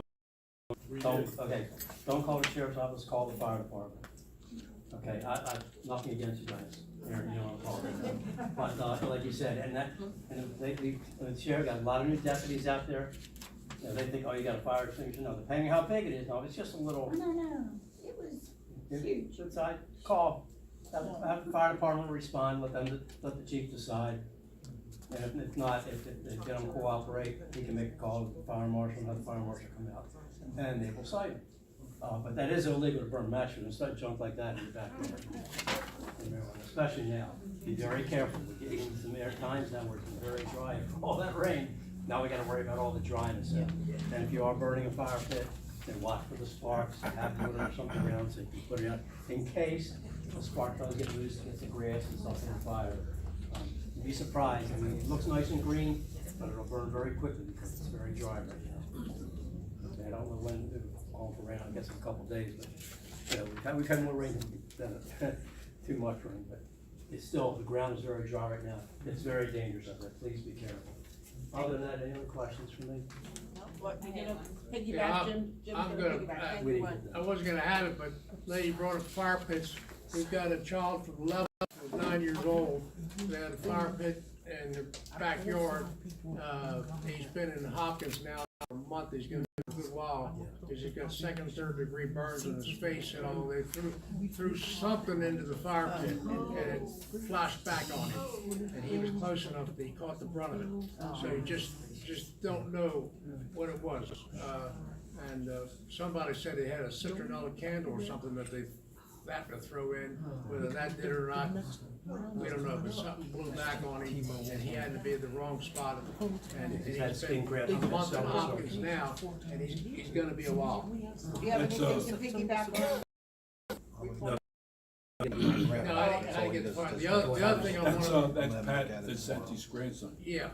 Is that who it is? It's the county council president's grandson. The other thing, I don't have the fire reports numbers for this time because it's too close to the end of the month. But anyway, the other thing I'm telling you, what's happening now with EMS, they're gonna start on June 15th, what they're gonna call hot and cold responses, all based on the information you give them.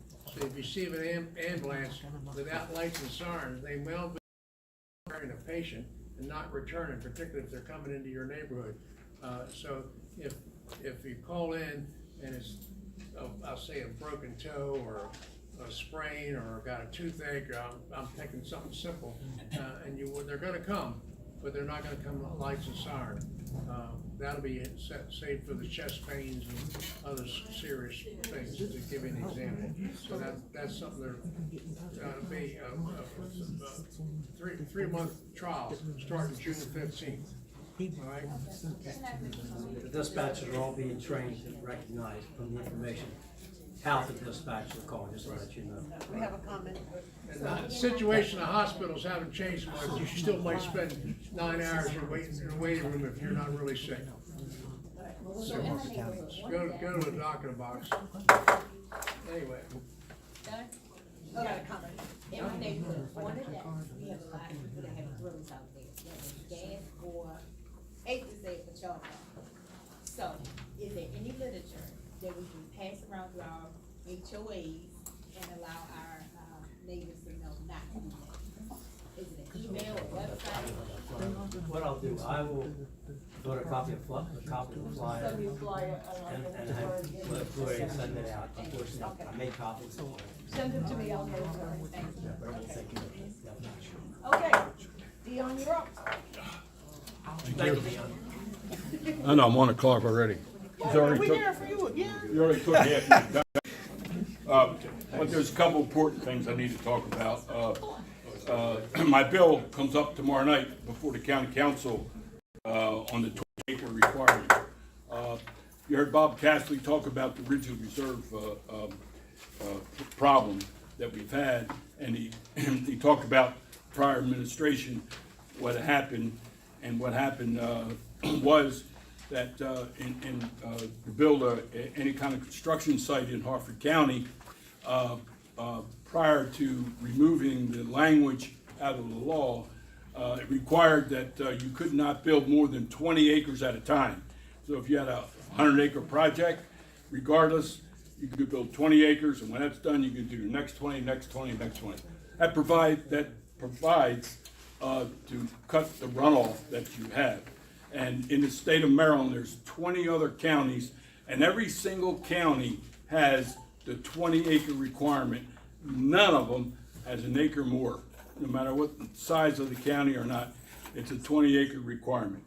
That was taken out of the law by the previous administration, and when we did the research on the law, it was in the law in Harford County for well over 100 years.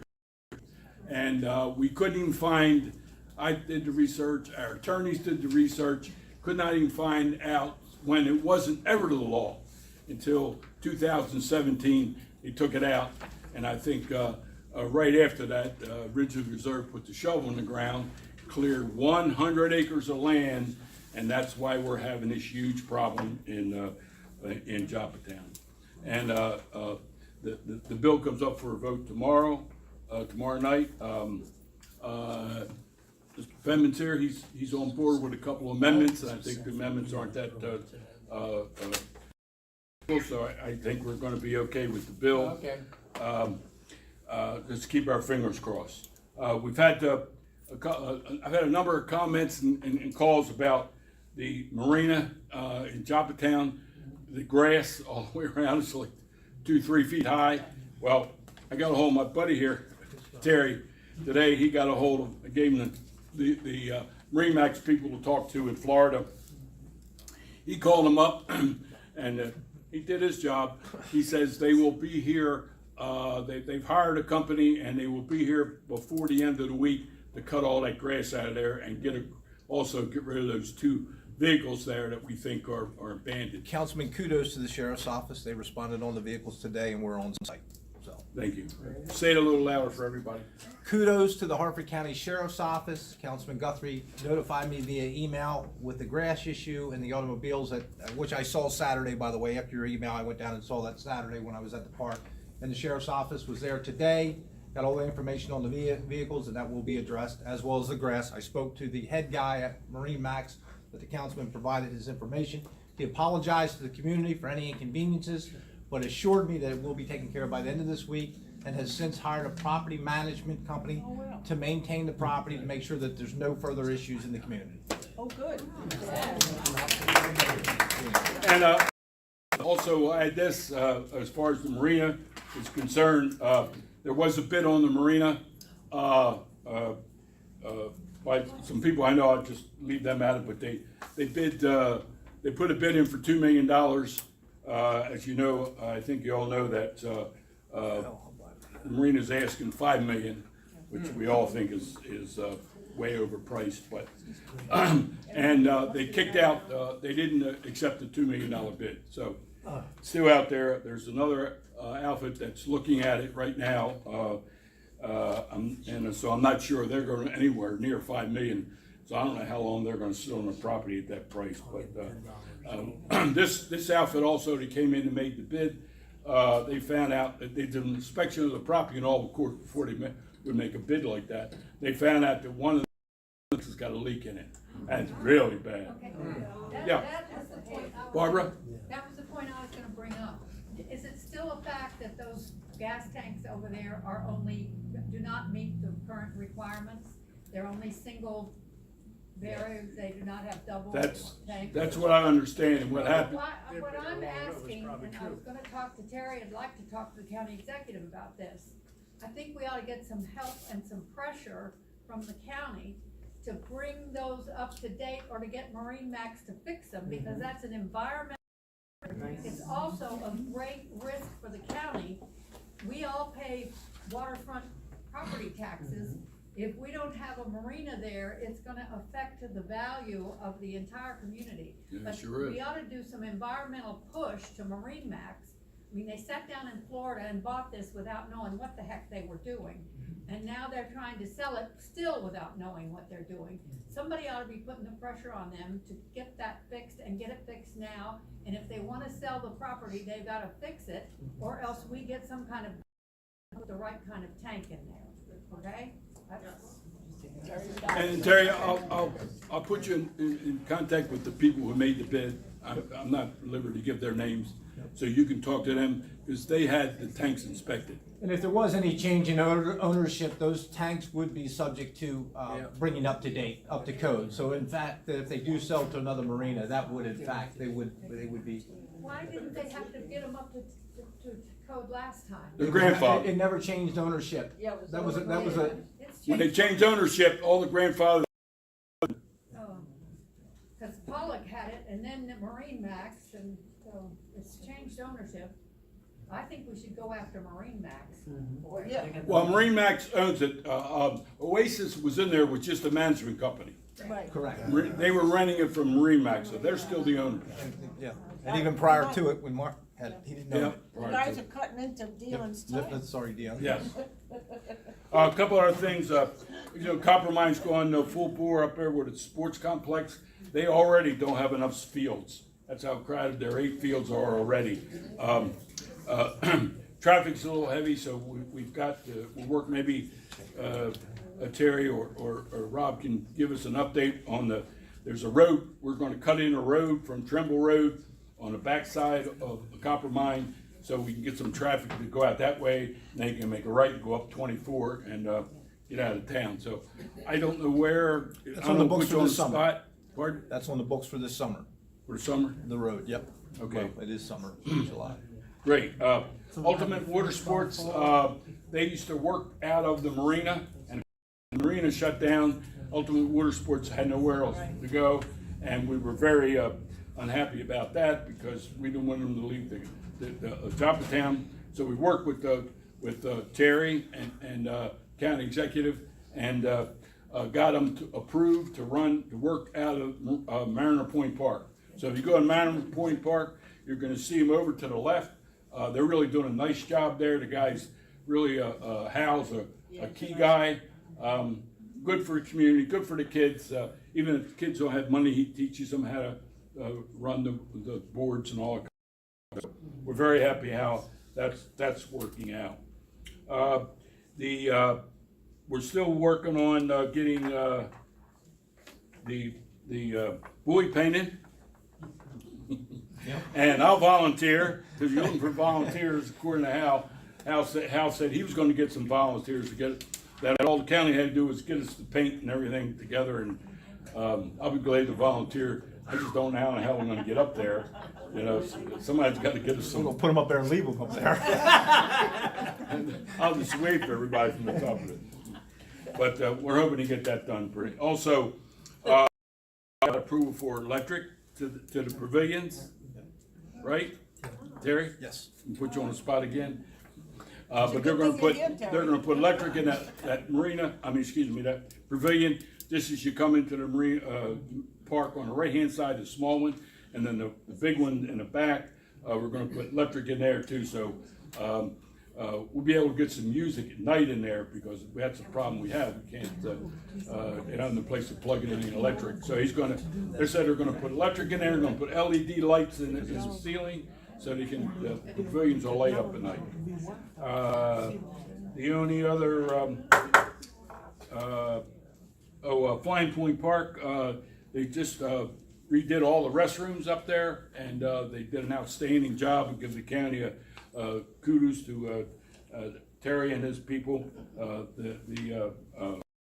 The restrooms up there are done an outstanding job. Brookside Drive, we've had some problems there. There's 5 houses burned down. Remember, about what's a year now? Like 2 years. 2 years. It's been 2 years. People are complaining about them. If you notice lately, there's some work being done. The problem was, the people were complaining to the county and all. County couldn't do anything. There's 6 houses together in a group. 5 of them burned down. Okay, and they were totally demolished, all 5 of them. Problem is, you got 5 houses, you got 5 insurance companies. Okay, 5 different insurance companies. Everybody's pointing at the other one. Okay, so that thing's been tied up in the courts, and that's why they couldn't do anything to rehab those houses. But I noticed finally they're getting it done, so we're very happy with it. With that, I'm done, unless someone has a question. Hang on, one question over there first, and then. Any news on the pool, Dion? On Pardon the me? pool property? On Any the news pool? on the pool property? Pardon me? Any news on the pool property? Dante Hickman and the pool property? Pool. The pool. The pool. You don't wanna talk about it. You mean the pool that's been sitting there for 10, 12 years? She wanted to know if there's any update. No, absolutely nothing. That guy ain't interested in doing anything. He's sitting on the property since he's a preacher. No pun intended here, number 11. He's getting he don't pay any taxes on it, so it just sits there, and it's a big eyesore to the community. And we talked about trying to do something legally against him, but so far, anything we were thinking about, it's going to take years to get anything done. He just wants to sit there. You heard when we were talking about our new Community center. Community center. He called me up. Oh, well, look, I understand you guys are looking at it. Well, I'll still sell you that property there. I said, look, I don't know if I want to talk to you about that property. You're going to win some for it. I said, I believe the property would not appraise for more than $1 million before, and I would expect it might approve for a lot less now since the pools and all are out of the question. And he says, I want $5 million. Dion, we have one more question. Who's got the question? Do you have any updates on Richmond Ballroom? With what? Richmond Ballroom. Richmond Ballroom, no, I don't know anything about Richmond. I understand, and I don't have this is a rumor that there was some large hotel chain interested, and they would tear that down in the hotel there and build a big hotel there because the copper mine, we need some more hotels. Because That's kind of where I was going with that. we don't have enough room, they're overloaded. And waving over there, you wave me off, you have a question? No, I have a comment. Okay. Yeah. So, I think Bob actually made the more appropriate comment about this whole Ridgely Reserve thing, Leon, and when I was with planning and zoning. About what? About Ridgely's Reserve. There's nothing I think they're gonna be able to do to stop what is happening to the waterway unless there's some sort of reconstruction and a dam or a wall built. Because the geology of that area, it's all clay, and it's a tremendous hill. And even if they put sod over that, the water's gonna run between the sod and the clay, and it's gonna continue to take that clay off and down. You're absolutely correct. So there's Now, two this things. bill won't take care of I that. understand. So there's 2 things. One is a request from you, and the second is a comment. So I'm gonna go to the June 13th meeting with the Southern County Task Force, and I'm gonna ask them to create an action plan to fix it, because I don't think anybody's gonna fix it. The second is, can you work with MDE or someone to get out there and do a reassessment of the hydrology of that property? I know they took core samples. I was in a planning and zoning meeting, and I was told those core samples showed that property should have never been built on. It's not capable to hold ground. Right. It should have never been touched. So we're gonna basically continue to pollute the river, continue to kill all the grass that's out there. Nothing is growing again. That used to look like an underwater prairie out there. There's nothing coming up. So we've just destroyed the entire wildlife population of that part of the river. And so we're gonna have to do something. There's gotta be something's gonna have to be done, and I don't know how we get Maryland to involved. So that's my request to you, is to help figure out how we navigate the resources to get the attention there, because it's definitely tragic what's happening, and it's not gonna stop. I don't think. And they just keep breaking the law every which way you go. You go up there right now, it's right outside here. Yeah. It'd probably be too dark to see it, but I just went down there the other day. Corona 40 drive right down 152, looking at it right. They're clearing all that land there, okay? And they got some screen fence down here at the bottom, maybe 20 or 30 feet, you know? But they got hundreds of feet cleared. And you can see the clay running right down there. I said, man, if it rains, we get a hard rain, all that's coming down in the gunpowder, you know? And they're predicting a bad hurricane season and 3 storms they're predicting to come up the bay. Dion, Melissa has. Yes. I actually have a comment. Thank you so much, Dion. So for everything, I've been bugging him and Debbie to pieces with ribbon cuttings and proclamations, because we have new people moving into Edgewood, new businesses. We want the current businesses, along with Band 10 and 755 Alliance, Rob Wagner. We want Edgewood, the current people that live here, we want them to thrive, honestly thrive. So I've been bugging him about different ribbon cuttings and legislative citations. This weekend was amazing. Thank you so much. Misa Borpariano, they did their ribbon cutting. The lady did theirs, and we really just had a grand time in the community, uplifting each other. And it was wonderful. And I have one more to bug him about, but we'll do that later. It looked nice. And, No bug. That's no bug. and then, oh God, it went out of my head. Sorry, y'all. Yeah, but I had a question about the senior facility that's going in. What? The senior citizen building that's going in Edgewood. Oh, the senior center building is there now? Do we have like a tentative date? Do we have any information on it? We can get some, let's get some information on the senior citizens building. It looks amazing. Talking about the apartment? Yeah, it looks amazing. Their waiting list, they're getting ready to close it soon. They have that, department's just about full. It's being managed by a company, Habitat America. It's gonna be the management company for that, it's called, Monte Rivera or something other. You know more about that than Dion. Thank you. She's a senior citizen, I'm not. No, I'm not! No, he didn't. I'll just be 52. I'm past the senior citizen. I'll just be 52. Hold up. Hey, Dion. Yes, sir. Real quick, I'm sorry. Thank you, Debbie Button. I know Debbie is definitely Dion's right-hand man, Yes, you lady. are. Right hand, left hand. On top of Right hand, it. left But hand. I just, Rob Wagner's here, and I know Raj Gould from Economic Development. Councilman Fetterman, how are you, sir? But I just, Dion talked on the copper mine, and between Copper Mine and Cedar Lane, and I know Raj knows this better than I, but I do know this, the restaurateurs in the area, a lot of small businesses have seen a huge increase from these tournaments, these lacrosse tournaments and these soccer tournaments. They're filling our hotels, they're filling our restaurants, they're shopping in our communities, and it's making a better community. Obviously, that cut-through road will get done by the end of this year. That's gonna help things out a little bit. I know the traffic has been a little problematic, but that will be addressed once they get that through road. So be patient with them. They want to be good neighbors. I know that Cedar Lane or Copper Mine has given free time to the Boys and Girls Clubs on the turf fields and has reached out to Edgewood Rec Council as well. So that it's a great relationship there. But that being said, Mr. Wagner with the Southern County Task Force, I mean, it's daily that we see emails and we see requests and things that need to be done on the Southern County, this part of the community. And it's not just talk. You see a lot of government officials. I've been in the private sector pretty much all my life and new to government, but it's refreshing to see that when people do ask for things and request things, they actually do get some things done. And I want to thank the councilman. I will tell you, he's nonstop. He works 24/7, but the focus is just there. It's not just talk. It's not cheap. They have made a concentrated effort and they will continue to do so. So thank you. Thank you. And I saw him, he'll tell you, even on weekends, Sundays. Yeah. And you know what surprised me? He answers. Aaron, you're up. I think Dion took a lot of my I time. was gonna say, Dion, we're gonna live. I cut it short. I think that's probably right. I'm just alarming. Extended.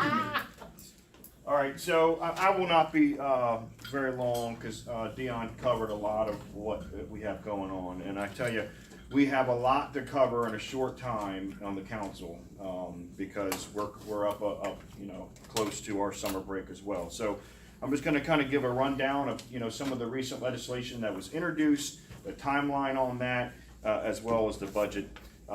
Dion mentioned the sediment control, bill, we voted on tomorrow, that's 2411.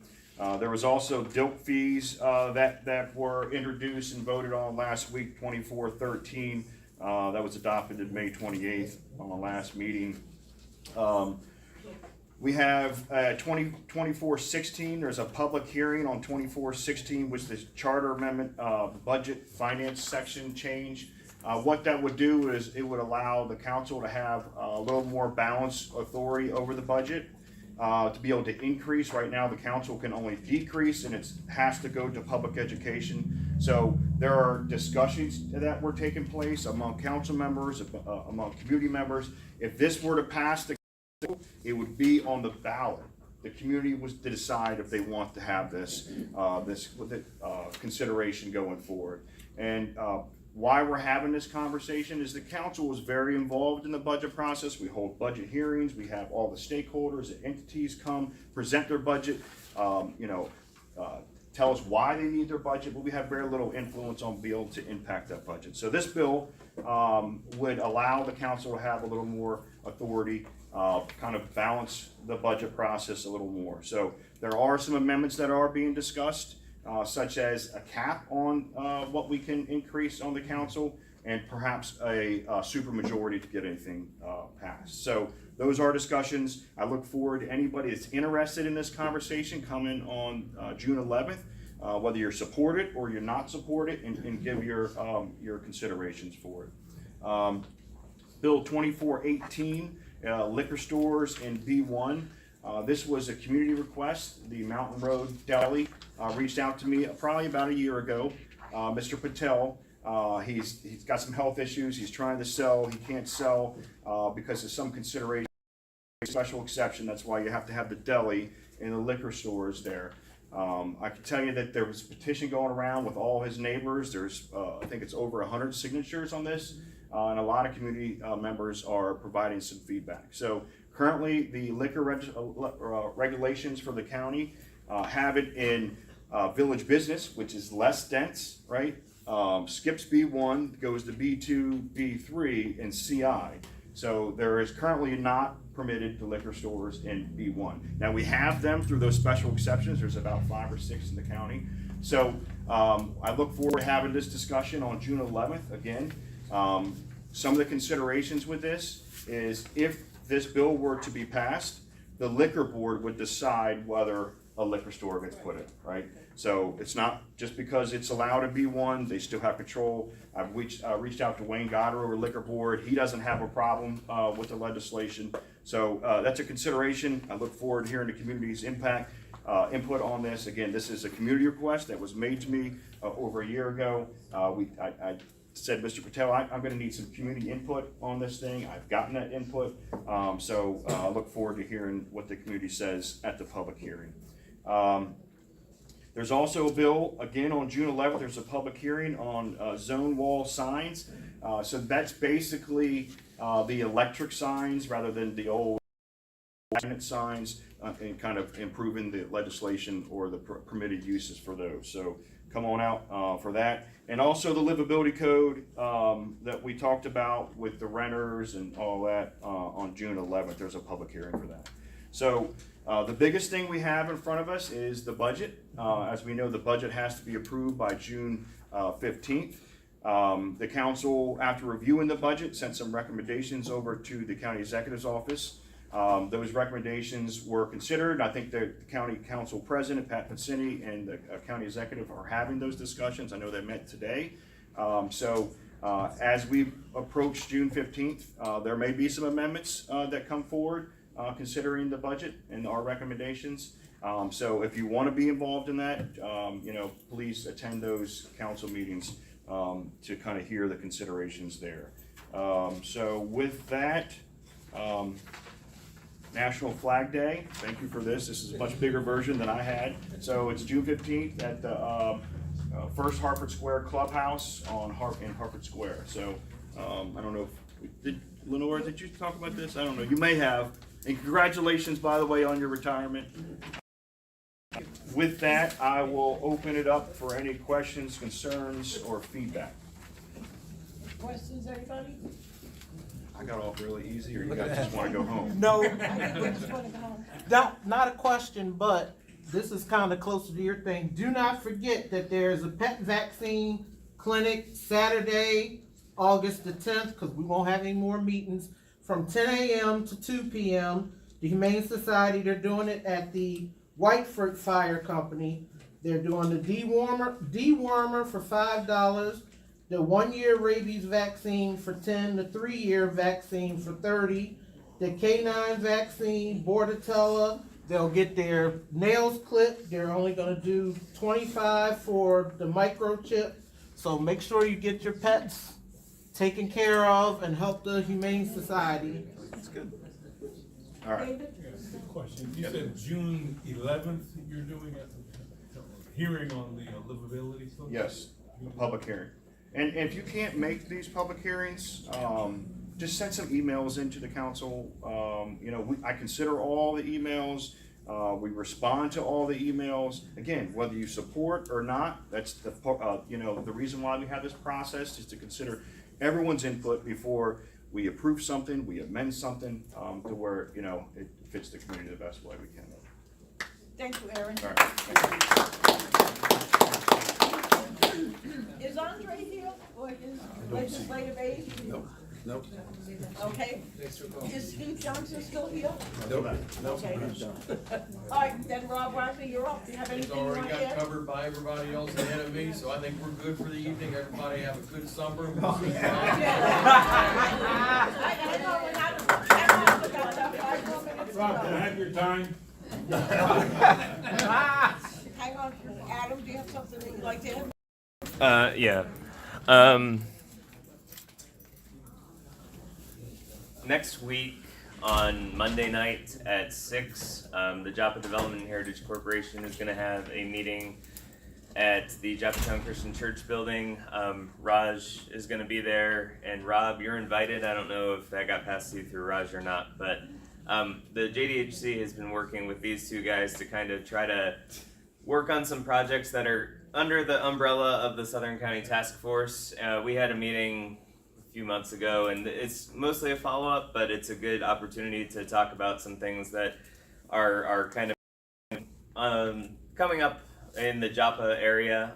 One big thing that we're kind of working on, we talked about a couple of months ago here, possibly working to see if we can get some more access to what is now the Gunpowder State Park, and possibly seeing if the county might be able to take some of that because the state doesn't want to do that anymore.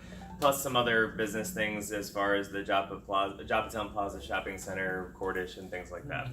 So that'll be next Monday at 6 p.m. at the Joppatowne Christian Church building. That's the Joppa Development and Heritage Corporation meeting. We also, on June 19th, we will have a blood drive from 12 to 5 in Joppatowne Christian. We're trying to start a blood cohort because there's no blood donor center in Harford County anymore. So if we can get some donors around here and have those kinds of drives more often, it would certainly help. We're constantly in a blood shortage, so if you know anybody who's looking or is available to give from 12 to 5 on Wednesday, June 19th, please send them over our way so that we can start. We're hoping to have blood donation drives about every 8 to 9 weeks so that we can get people who can just give regularly and help to try to make up some. Town trivia is still, or is now officially going on. Our next game, we have to skip this next Sunday, but then after that, Sundays at 6 p.m. through the summer at Town Grill and Pub in Joppatowne. It's a fun time just to have some fun in our community. One of the things I'm trying to do is increase fun in our community. And then I've also talked about how there's between the Joppa Development and Heritage Corporation and Joppatowne Christian Church, we're trying to get some classes that are getting started. Angie over there actually is willing to teach social media classes for people who want to learn how to do those things.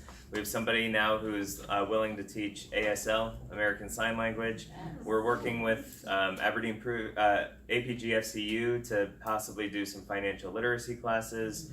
And we're looking to just kind of have little life skill things that people can learn, things that you might have missed, how to change a flat tire in a car, or basic bike maintenance, things like that. We're also having some scrapbooking and crafting things as well. So keep an eye out for that. It's in the early stages, but if you're interested in learning anything or teaching anything, please come and talk to me, because we're only limited by what we don't know. So the more the merrier. Thanks. And what time is it again? Next Monday, 6 p.m., Joppatowne Christian Church. Jensen? Jim? Progress. I have just a couple of things real quick. Bangtam couldn't be here tonight, but she sent me an email with a couple of dates for you to keep in mind.